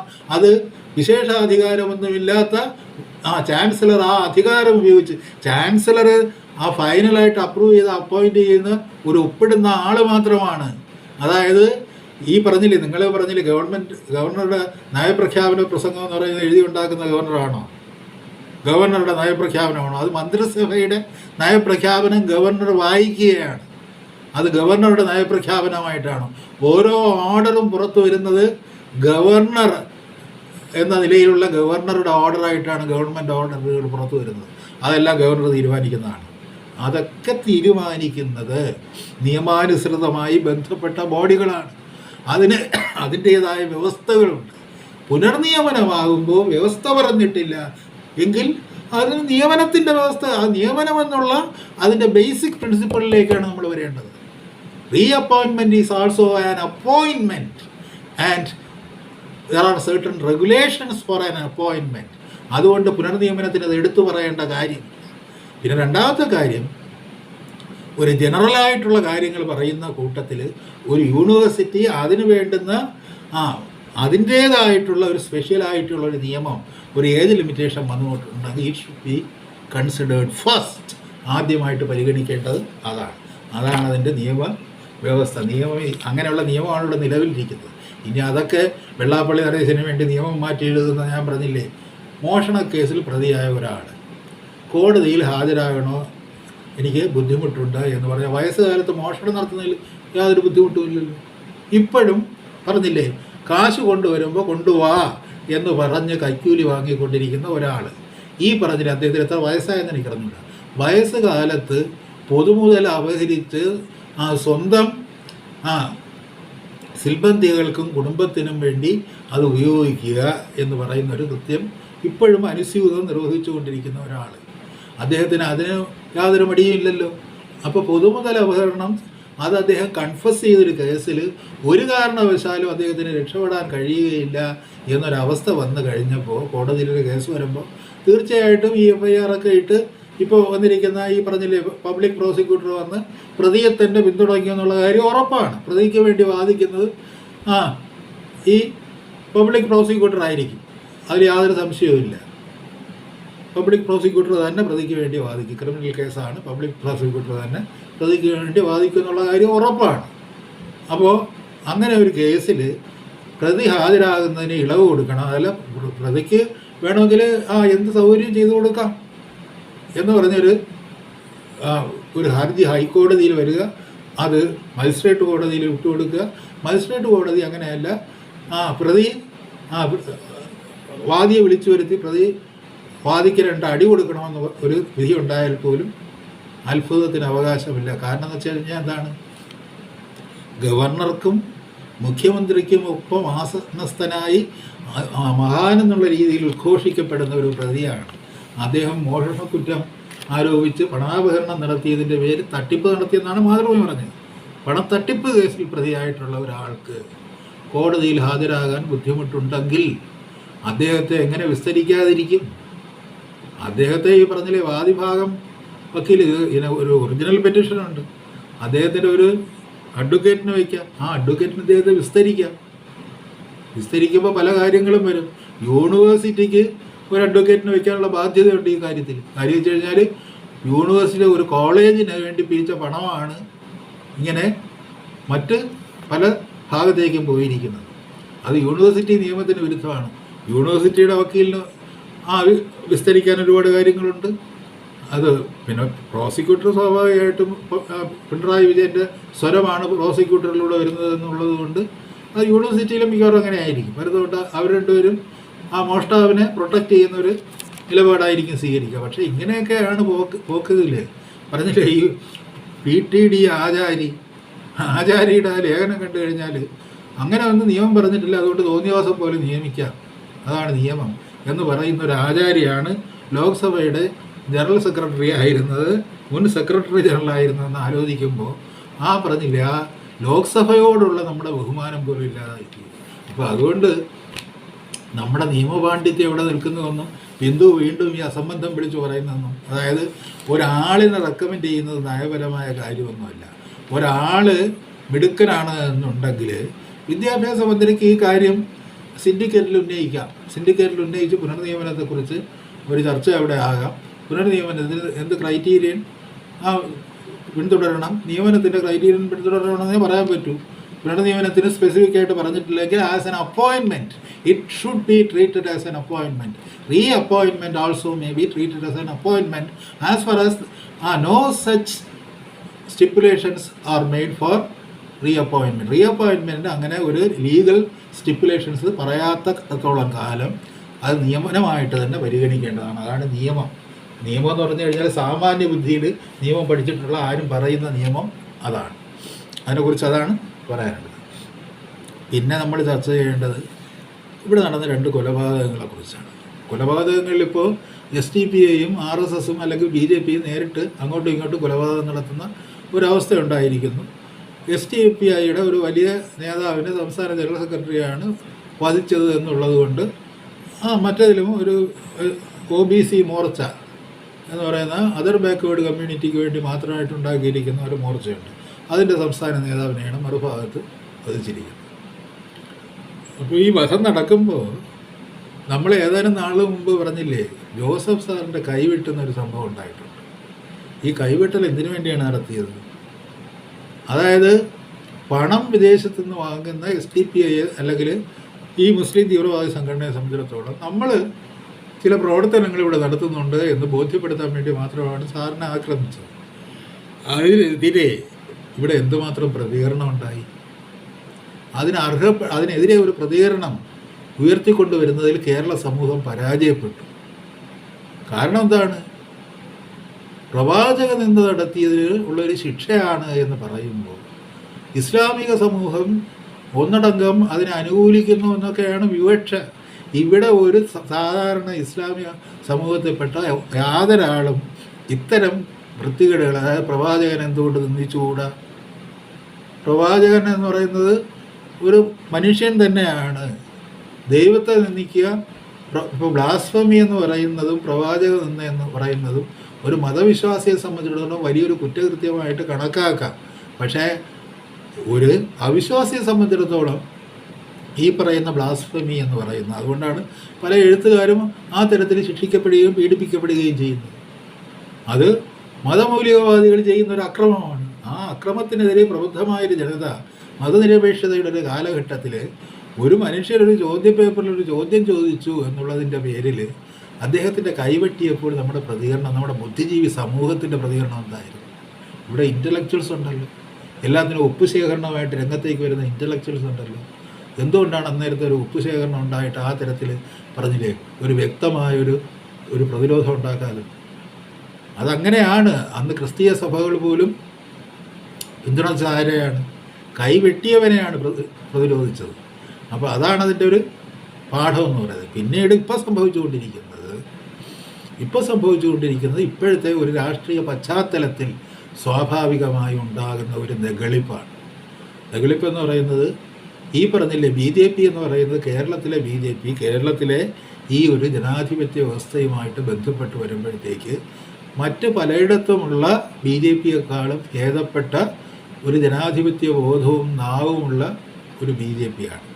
അതിനകത്ത് ഈ തീവ്രവാദം പറയുന്ന കുറേ പേരൊക്കെ ഉണ്ടാകും. RSS എന്ന് പറയുന്ന ആ വന്ന വരവൊന്നുമല്ല. അവർ ഒരുപാട് മാറി കൊലയുമായിട്ട് അവർക്ക് മുന്നോട്ട് പോകാനാവില്ല എന്ന് വന്നു കഴിഞ്ഞപ്പോഴാണ് ഇവിടെ കൊലയും മാത്രം പ്രോജക്റ്റായിട്ടുള്ള മറ്റ് ചില തീവ്രവാദി സംഘങ്ങൾ വരുന്നത്, പ്രത്യേകിച്ച് മുസ്ലിം തീവ്രവാദി സംഘങ്ങൾ. അവയെ ആ രീതിയിൽ നേരിടുന്നതിന് പകരം അവരുമായി അധികാരം പങ്കുവയ്ക്കാൻ അവരുടെ 2 കാൻഡിഡേറ്റ്സ് ഒരു പഞ്ചായത്തിൽ ജയിച്ചു വരികയാണെങ്കിൽ അവരുമായിട്ട് അധികാരം പങ്കുവയ്ക്കാൻ തയ്യാറായി നിൽക്കുന്ന ഇവിടുത്തെ മുഖ്യധാര ജനാധിപത്യ കക്ഷികൾ, ആ മുഖ്യധാര ജനാധിപത്യ കക്ഷികൾ തന്നെയാണ് ഇത്തരം സംഘടനകൾക്ക് കാരണം. ഇപ്പോൾ ഒരു 2 കൊലപാതകങ്ങൾ നടന്നു എന്ന് പറയുന്നത് വെച്ച് കഴിഞ്ഞാൽ ഒരുപാട് കൊലപാതകങ്ങൾ ഈ സംസ്ഥാനത്ത് ഇന്നലെ നടന്നിട്ടുണ്ട്. 2 കൂടുതൽ കൊലപാതകങ്ങൾ ഇന്നലെ നടന്നിട്ടുണ്ട്. ഒരു ഭാര്യ ഭർത്താവിനെ കുഴിച്ചു മൂടിയ കേസ് ഇന്നലെ റിപ്പോർട്ട് ചെയ്തിട്ടുണ്ട്. എല്ലാം ജീവൻ്റെ പ്രശ്നങ്ങളാണ്, ജീവൻ നഷ്ടപ്പെട്ടു പോകുന്ന പ്രശ്നങ്ങളാണ്. അക്രമബലം കൊണ്ട് 2 സംഘങ്ങൾ തമ്മിൽ ഏറ്റുമുട്ടി അതിൻ്റെ പേരിൽ 2 മതവിഭാഗങ്ങൾ തമ്മിലുള്ളൊരു സംഘടനമായി തീരാം അത് അല്ലെങ്കിൽ തീർക്കാമെന്ന് ആരെങ്കിലും വ്യാമോഹിക്കുന്നുണ്ടെങ്കിൽ അത് കേരളത്തിൽ അങ്ങനെ സംഭവിക്കാൻ യാതൊരു സാധ്യതയില്ല. അതിനെ സംബന്ധിച്ചൊരു പരിഭ്രാന്തി ഉണ്ടാകേണ്ട കാര്യവുമില്ല. പകരത്തിന് പകരം കൊന്ന് തങ്ങൾ ആരാണ് മിടുക്കൻ എന്ന് തെളിയിക്കാൻ ശ്രമിക്കുന്ന 2 കൊലയാളി സംഘങ്ങൾ തമ്മിലുള്ള ഒരു മത്സരമായി ഇത് പരിണമിക്കാതിരിക്കാൻ അത് സമൂഹങ്ങളിൽപ്പെട്ട, അതായത് ഇപ്പോൾ ഹിന്ദു മതവിശ്വാസികൾ ഉണ്ട്. ഹിന്ദു മതവിശ്വാസികളൊക്കെ ഈ BJPയുടെ പിന്നിൽ അണിനിരക്കുന്നവരല്ല. ഇസ്ലാമിക മതവിശ്വാസികളുമുണ്ട്, അവർ SDPIയുടെ പിന്നിൽ അണിനിരക്കുന്നവരല്ല. പക്ഷേ ഇവിടെ നമ്മൾ ശ്രദ്ധിക്കേണ്ടുന്ന ഒരു കാര്യം, താരതമ്യേന ജനാധിപത്യപരമായിട്ടുള്ള ഒരു ഇടപഴകിലൂടെ ഒരു തീവ്രവാദപരമായ നിലപാടിൽ നിന്ന് വ്യതിരിക്തമായ നിലപാട് സ്വീകരിക്കുന്ന മുസ്ലിം ലീഗിനെ ഒരു മൂലക്കിരുത്താൻ വേണ്ടി ജമാഅത്ത് ഇസ്ലാമിയുമായിട്ടും കാന്തപുരം മുസ്ലിയാറുമായിട്ടും ഈ പറയുന്ന SDPIയുമായിട്ട് ഏതെങ്കിലും ഒരു ജനാധിപത്യ കക്ഷി നയതന്ത്ര ബന്ധങ്ങൾ സ്ഥാപിക്കുകയാണ് എന്നുണ്ടെങ്കിൽ അതിൽ നിന്നുണ്ടാകുന്ന ഒരു നെഗളിപ്പ് ഇതിലുണ്ടായി വരും. ഇവിടെ ഇവർക്ക് ഈ SDPI എന്ന് പറയുന്നത് ഒരു തരത്തിൽ എസ്റ്റാബ്ലിഷ് ചെയ്യുന്നതിന് കാരണം മുസ്ലിങ്ങൾക്ക് മുസ്ലിം ലീഗിലുണ്ടായ അവിശ്വാസമാണ്. കാര്യം വെച്ച് കഴിഞ്ഞാൽ അതൊരു ആൾട്ടർനേറ്റീവ് എന്നുള്ള നിലയിൽ, അതായത് മുസ്ലിം ലീഗിൽ അവിശ്വാസം ഉണ്ടാകുമ്പോൾ സ്വാഭാവികമായിട്ടും അവർ ഇടതുപക്ഷത്തോക്കോ കോൺഗ്രസിലോട്ടോ ആണ് പോകേണ്ടത്. അത് തടയുന്നതിനും അവരെ അങ്ങനെ തന്നെ നിലനിർത്തുന്നതിനും മുസ്ലിം മത തീവ്രവാദം ഇവിടെ കൊണ്ടുവന്ന ആ ഒരു ഉദ്ദേശത്തോടു കൂടിയാണ്. മുസ്ലിം ലീഗിൽ നിന്നൊരു കൊഴിഞ്ഞുപോക്കുണ്ടായാൽ അതിൻ്റെ അഡ്വാൻറ്റേജ് ഇവിടുത്തെ ഇടതുപക്ഷത്തിനോ ഇവിടുത്തെ ഇന്ത്യൻ നാഷണൽ കോൺഗ്രസിനോ ഉണ്ടാകരുത് എന്ന ഒരു ധാരണയോട് കൂടിയാണ് ഇത്തരം മുസ്ലിം സ്പ്ലിൻഡർ ഗ്രൂപ്പ്സിനെ ഉണ്ടാക്കുന്നത്. അതിനെ ആ അർത്ഥത്തിൽ മനസ്സിലാക്കാൻ ഇവിടുത്തെ ഇടതുപക്ഷത്തിനും ഇന്ത്യൻ നാഷണൽ കോൺഗ്രസിനും കഴിഞ്ഞിട്ടില്ല എന്നുള്ളതിൻ്റെ ഒരു പരാജയം കൂടിയാണ് ഈ തരത്തിലുള്ള നെഗളിപ്പ് എന്ന് പറയുന്നത്. അതിന് ഏറ്റവും പ്രധാനപ്പെട്ട ഉദാഹരണം എന്ന് പറയുന്നത് കോടിയേരി ബാലകൃഷ്ണൻ തന്നെയാണ്. കോടിയേരി ബാലകൃഷ്ണൻ എന്താണ്, മുസ്ലിം ലീഗ് തീവ്രവാദി സംഘടനയാണെന്ന് കൂടെ വിളിച്ചു പറയേണ്ടത്. അവർക്കൊരു തീവ്രവാദവുമില്ല. മുസ്ലിം ലീഗ് ഒരു തീവ്രവാദി സംഘടനയേ അല്ല. മുസ്ലിം ലീഗിൽ മുസ്ലിമിനെ പണ്ട് നമ്മൾ മാറ്റി നിർത്തിയിരുന്നതിൻ്റെ കാരണം എന്താണ്? ഇന്ത്യയുടെ ഡിവിഷൻ്റെ ഒരു പശ്ചാത്തലത്തിൽ മുസ്ലിം ലീഗ് ഇന്ത്യയിൽ നിന്ന് വേറിട്ട് പോകുന്നൊരു പശ്ചാത്തലത്തിൽ ജവഹർലാൽ നെഹ്റുവിനൊക്കെ മുസ്ലിം ലീഗിനോട് കടുത്ത വൈരാഗ്യം ഉണ്ടായിരുന്നു. പക്ഷേ നമ്മൾ മനസ്സിലാക്കേണ്ടുന്നത് മുസ്ലിം ലീഗ് അവർ അങ്ങനെ തന്നെ ആഗ്രഹിച്ചു പോയവരല്ല. അവരെ ഈ തരത്തിൽ ഇന്ത്യൻ രാഷ്ട്രീയത്തിലെ ഒരു വിഭജന ഭാഗത്തിൻ്റെ പക്ഷത്ത് കൊണ്ടുവരുന്നത് ആരാണെന്ന് നോക്കണം. നിങ്ങൾ ഒരൊറ്റ കാര്യം നിങ്ങൾ ആലോചിക്കേണ്ടത്, അതായത് ഖിലാഫത്ത് പ്രസ്ഥാനം ഉണ്ടായപ്പോൾ ഈ ഖിലാഫത്തും ഇന്ത്യൻ സ്വാതന്ത്ര്യ സമരവും തമ്മിൽ എന്താണ് ബന്ധം? എന്തിന് ബ്രിട്ടീഷുകാർക്കെതിരെയുള്ള ഒരു സമരത്തിൻ്റെ പാതയിലേക്ക് നമ്മൾ ഖിലാഫത്തിന് വലിച്ചഴിച്ചു കൊണ്ടുവരണം? നമ്മുടെ ഇഷ്യൂ ഈ ഖിലാഫത്തല്ല എന്ന് ഏറ്റവും ഉറക്കെ പറഞ്ഞത് മുഹമ്മദ് അലി ജിന്നയാണ്. തർക്കിക്കാമെന്ന്. അതായത് ഇസ്ലാമിക പക്ഷത്തു നിന്നാണ് ഖിലാഫത്ത് പ്രസ്ഥാനത്തിനെതിരെയുള്ള ഏറ്റവും പ്രധാനമായ ശബ്ദം രൂപപ്പെട്ടു വന്നത്. ഞാൻ ഇതിനൊപ്പമില്ല, ഖിലാഫത്തിനൊപ്പമില്ല എന്ന് പറഞ്ഞതുകൊണ്ട് മുസ്ലിം ലീഗ് വിട്ടുപോകേണ്ടി വന്ന ആളാണ് മുഹമ്മദ് അലി ജിന്ന.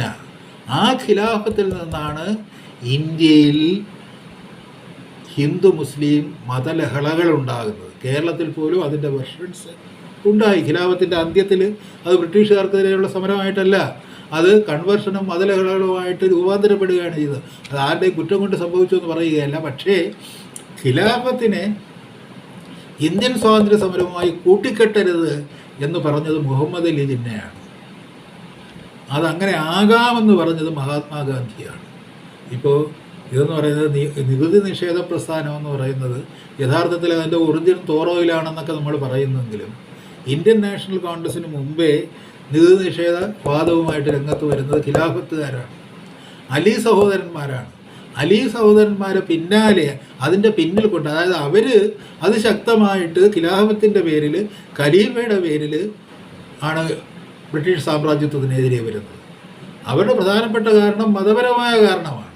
ആ മതപരമായ കാരണത്തിൻ്റെ പേരിൽ അവർ ബ്രിട്ടീഷ് സാമ്രാജ്യത്വത്തിന് എതിരെ നിൽക്കുമ്പോൾ അത് മഹത്തായ സമരമാണ് എന്ന് പറയുന്ന ഒരു പണ്ഡിതൻ ഇന്ന് പറഞ്ഞിരിക്കുന്നു. അതായത് പഴശ്ശി രാജാവ് മറ്റു ചില കാരണങ്ങളാലാണ് ബ്രിട്ടീഷുകാർക്ക് എതിരെ പോരാടിയത്. ഖിലാഫത്തും മറ്റു ചില ഖിലാഫത്ത് എന്ന് പറയുന്നത് അതായത് ഇന്ത്യൻ ദേശീയതയുമായിട്ട് ബന്ധപ്പെട്ടൊരു കാരണമല്ല, അത് മതപരമായ ഒരു കാരണത്തിൻ്റെ പേരിലാണ് അവർ ബ്രിട്ടീഷുകാരുമായിട്ട് ഏറ്റുമുട്ടിയത്. അതുകൊണ്ട് അതിനെ നമ്മളെങ്ങനെ അംഗീകരിക്കുക? അതുപോലെ ടിപ്പു സുൽത്താൻ്റെ പരാക്രമം കാണിച്ചത് ബ്രിട്ടീഷുകാരെ ഇവിടെ തുരത്താൻ വേണ്ടി, അല്ലെങ്കിൽ സ്വദേശ സ്നേഹം കൊണ്ട്, അല്ലെങ്കിൽ ഇന്ത്യൻ ദേശീയതാവികാരം കൊണ്ടാണ്. ടിപ്പുവും പഴശ്ശിയും ഒന്നും തന്നെ അവരൊക്കെ ആ കാലത്തെ നാടുവാഴികളെന്ന നിലയിൽ അവരുടെ അധികാരത്തിനൊരു വെല്ലുവിളിയായിട്ട്, അവരുടെ അധികാരത്തിന് ഒരു വെല്ലുവിളിയായിട്ട് അവർ ടിപ്പു ഹിന്ദു രാജാക്കന്മാരെയൊക്കെ തോൽപ്പിച്ചത്, ഹിന്ദു രാജാക്കന്മാർക്ക് യുദ്ധം ചെയ്തത് അവരെല്ലാം ബ്രിട്ടീഷുകാർക്ക് അനുകൂലികളായതുകൊണ്ടാണ്. അങ്ങനെയൊന്നുമല്ല.